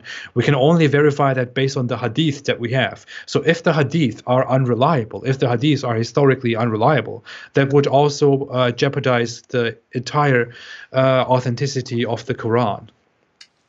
And yeah, that would give us a complete problem about cheese and socks. Mm-hmm. All right, so those are our thoughts. Those are our thoughts on Islamic historical method. It's kind of problematic. It sounds like people who didn't know much about how his historical method works tried to come up with a way of doing history, and it's that's, you could say that's fine. They were doing the best they could, but then it just, in Islam, it becomes, this is the only way to do history, and my goodness, it's a really, really bad way to do history. Liza said, I remember when Nabil said that Sir Whitemeat was one of his favorites of the crazy names that Zakir Naik made up. Yeah, everyone, that comes from a video. I think the video is titled Zakir Naik 25 Errors in 5 Minutes. And that's where, again, you can have his followers, and he will be sitting there talking, and his followers will be going, oh, so wonderful, he's so brilliant. When Nabil, who, by the way, actually has a medical doctorate, right? He went to medical school. He's a medical doctor. Yeah, he actually went through Zakir Naik's claim and just sort of paused at everything that Zakir Naik said that was wrong in this 5-minute clip. And it was 25 mistakes. It was 25 mistakes in 5 minutes. Now notice that's in 5 minutes, 25 mistakes. So that's about 5 mistakes per minute that he was making. That's on average a mistake every 12 seconds in what he was saying. And it just doesn't bother his fans. They just don't care. It seems to be, say anything you want, no matter how ridiculous it is, as long as you say it with confidence and sound like you know what you're talking about, because that's all we care about, right? It's what it sounds like his followers are saying. And that is disturbing. Mr. Whitemeat, yeah. Mr. Whitemeat. All right, let's go ahead. There's some more comments here, but let's go ahead and watch that last video clip just so we can get out of the way. So we got Zakir Naik's. We had Shabir's perspective, very, very liberal position, very nice. You have no problem getting along with Shabir. Yasser Qadi's position also seemed, his position seemed very balanced. Says, hey, if you're worried about wishing someone Merry Christmas, just figure out what you mean by it, and then base your decision on that.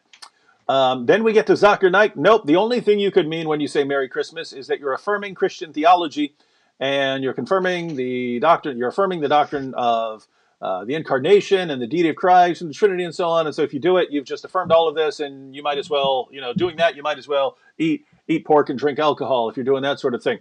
Now we have this final this final clip. Save the best for last here. This is from Wajdi Akari. In his famous clip, unfortunately it's pretty low resolution, but still a classic clip here. All right, last video clip that we're looking at. No, we discussed this before, Akhi. In the lecture, Can I Celebrate This?, which the sister mentioned, I dealt with all these issues. You cannot say Merry Christmas, not even if an alien came and he told you, you cannot even say to him and say he's just an alien, I'm never going to see him again, he's not going to tell anyone. No Merry Christmas, not from a Muslim, not from a non-Muslim. It's not part of our deen, period. It's the concept that God was born on the 25th of December. That's as shirk and kufr as you can get. And you saying Merry Christmas, saying congratulations on your false religion, congratulations on your false understanding of life, you are congratulating them on the most evil of shirk and kufr.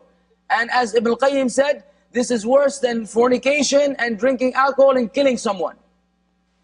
Because you're approving of the biggest crime ever committed by the children of Adam, shirk. And you're saying to someone, no problem, Merry Christmas to you. That's what you're saying. I actually want to watch that one more time here. Pay attention once more to what this guy says. Just to read. First of all, notice he's not even correct in what he says. He says, if you say Merry Christmas, you're affirming that God was born on December 25th. No, the incarnation is God has always existed. God entered creation. It would have been at the conception, but the birth took place. And again, people don't even believe generally that it was on December 25th. That's just the day we celebrated on. But I've never met a Christian who thinks that God was born, right? It's that Jesus, with his human nature, although he also had a divine nature, was born, and we celebrate that birth as the angels did. But basically, yeah, notice, because I'm thinking of a parallel here, right? Christians believe that God entered into creation and took on human flesh. And Muslims say, oh, this is the most horrible thing in the world. How can you believe that there was a time there? There was a time there. There's a passage in the Quran. It is late. I'm on 3 hours sleep right now because I stayed up all night and then made a video. That's why I'm actually in my shirt from yesterday. This is still the same. This is still the same day for me. I took a quick nap, but there's a passage in the Quran, and in my foggy state, actually, if Hader Shamoun is here, he could probably confirm this for me. But I believe it's Surah 27, verses 7 to 9, where Allah appears to Moses, and Allah is in the flames. And the voice comes out and says that he is Allah in the flames.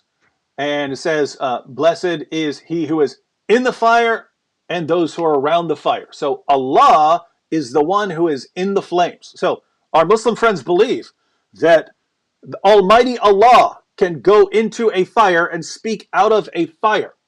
And you would have to believe, if you take that story seriously, you would have to believe that actually took place on a certain date. So you believe that there's some date in history where Allah enters into a fire and speaks out of a fire, right? So you believe that. And yet you'll believe that it's a complete logical contradiction, or the worst sin ever, to believe that there was a time when God entered creation and took on a physical body. So God can be in fire, not in human flesh. He can be in fire, not in human flesh. It's degrading to say that he took on human flesh, not degrading to say that he was in a fire. You guys following me here? Because this is how Islamic reasoning works. All right, we're going to look at this clip one more time, just so you pay attention that he is saying that to say the words Merry Christmas, it's worse than murder. It's worse than killing someone. So we just want to make sure we got this correct. No, we discussed this before, Akhi. In the lecture, Can I Celebrate This, which the sister mentioned, I dealt with all these issues. You cannot say Merry Christmas, not even if an alien came and he told you, you cannot even say to him and say he's just an alien, I'm never going to see him again, he's not going to tell anyone.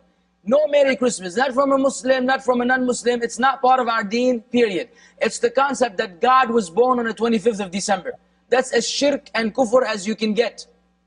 And you saying Merry Christmas, saying congratulations on your false religion, congratulations on your false understanding of life, you are congratulating them on the most evil of shirk and kufr.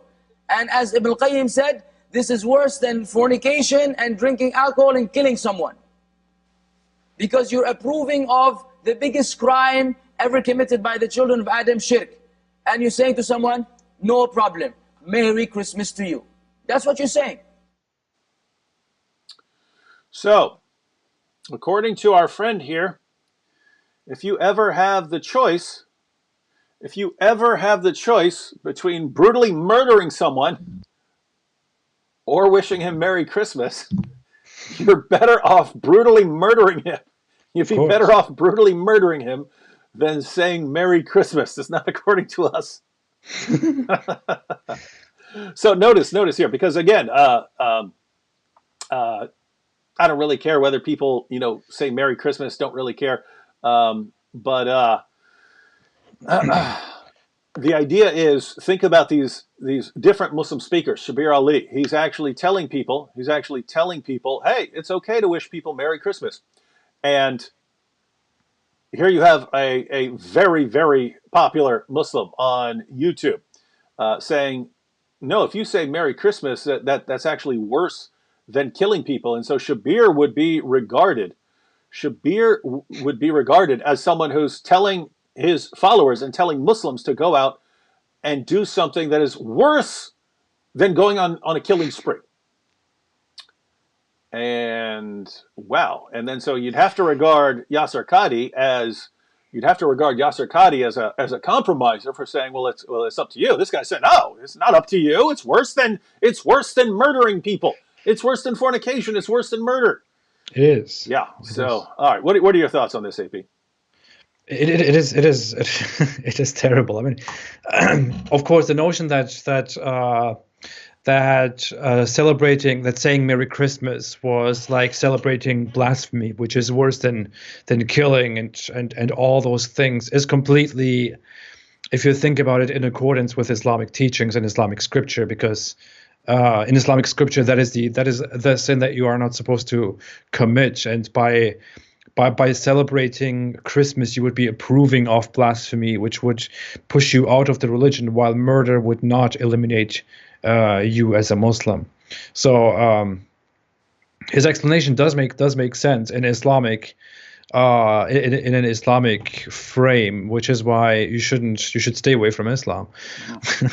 Yeah. It's terrible, but I'm more just caught by the by the false logic that he brings forth in order to explain that this is blasphemy, which is a typical Islamic misunderstanding of Christianity and the Christian perspective on Jesus. I'm not a Christian, but I mean, I've studied quite a great deal, and meanwhile understand that Islam has a very ignorant and weird view on how Christians actually view Jesus and his divinity.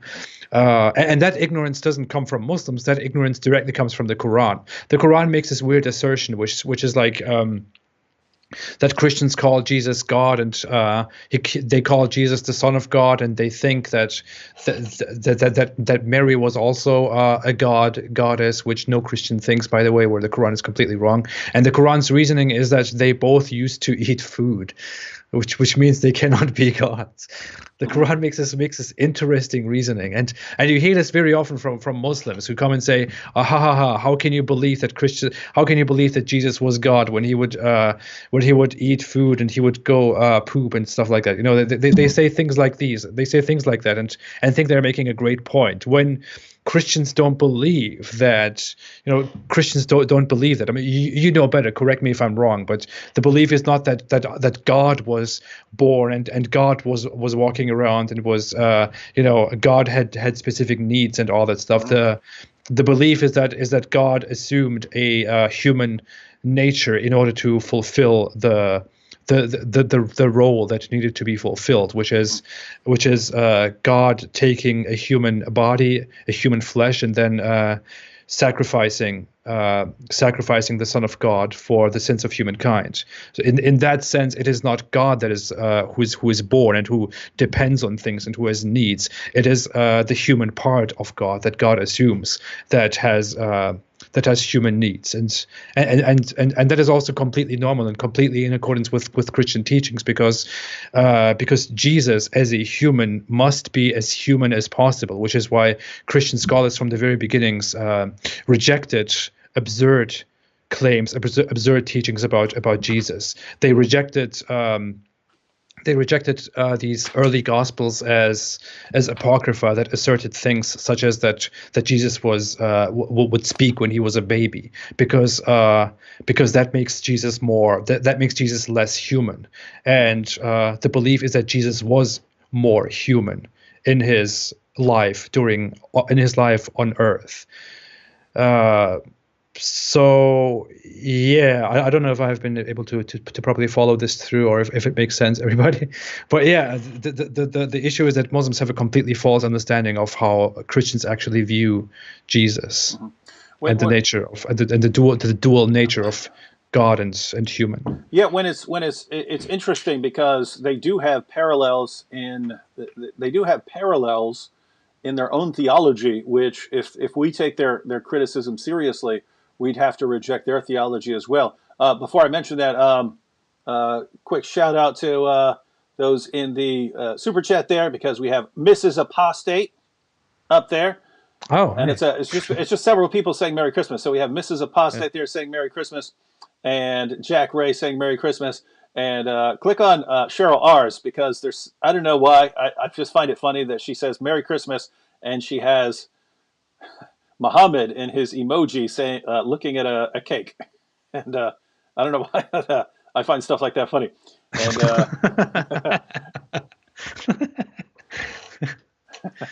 all right. So anyway, I was pointing out that so you have this guy saying, that saying Merry Christmas is worse than murder.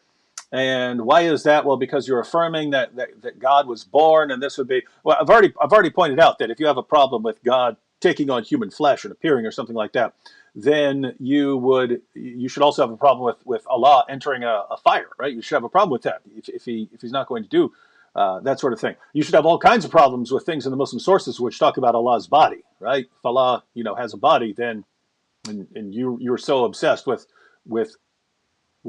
the God of Christianity entering creation and taking on a body, then you got some problems there. Third, I would say, I think the Christian view is God can kind of do what he wants, right? In other words, even apart from the incarnation, if God wants to just appear and eat a sandwich, he could do it. No Christian would say he needs to do it. We're saying if he wanted to, he could do it, right? God could do that. God could put himself into a form, eat a sandwich. He could do that. He has the power, ladies and gentlemen. He has the power to do that. Obviously, a Muslim would say Allah has the power to do that. Obviously, a Muslim would say Allah has the power to enter creation. The real view is two things. One, that it would somehow be degrading to God to do that. But two, they don't believe in a God who loves them enough to do that, right?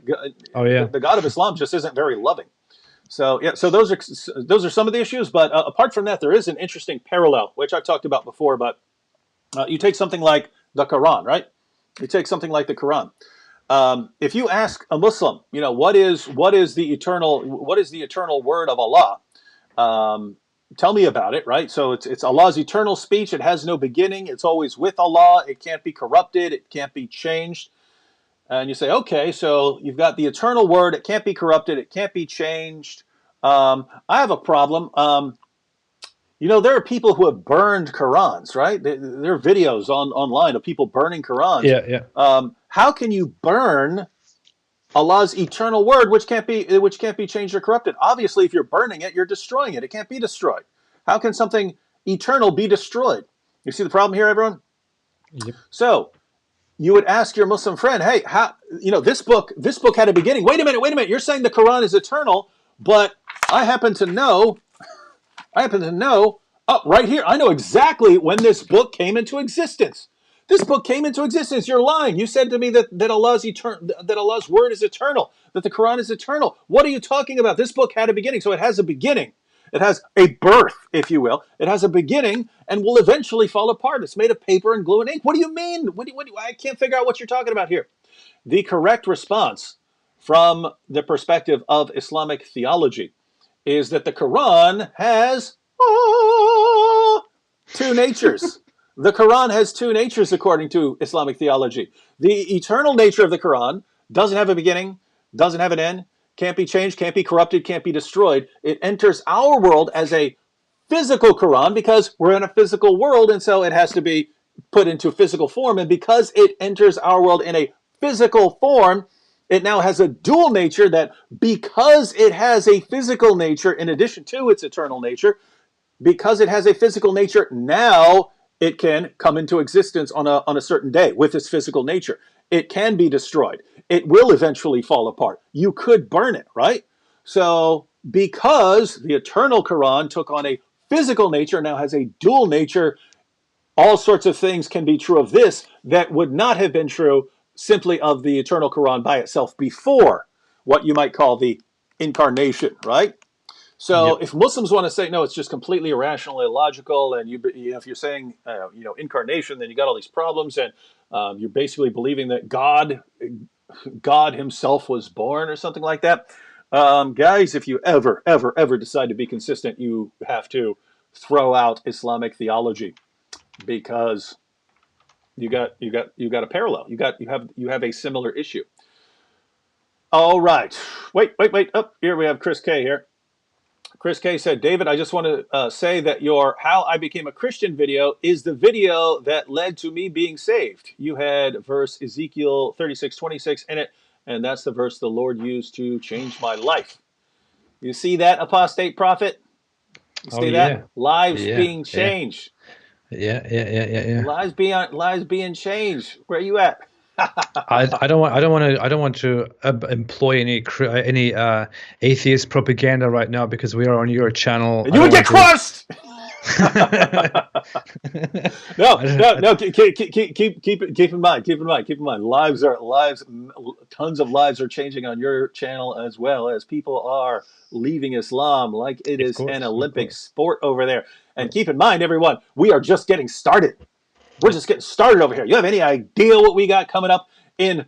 Is Sam Shimon here? I'm sitting here trying to go on a rant. You have any idea what we got coming up in 2020, ladies and gentlemen? It's going to get bigger. Keep in mind, AP hasn't even been doing it that long, right? How long you been doing this? Like, has it even been 2 years yet? It has just been 2 years. It's just been 2 years. I started this December 2017. Yeah. Just been 2 years. Imagine 2 years from now. 2 years from now, we're going to have multiple million-plus subscriber channels wreaking havoc on people who want to destroy us. And speaking of people who want to destroy everyone around them, Sam Shamoon is here.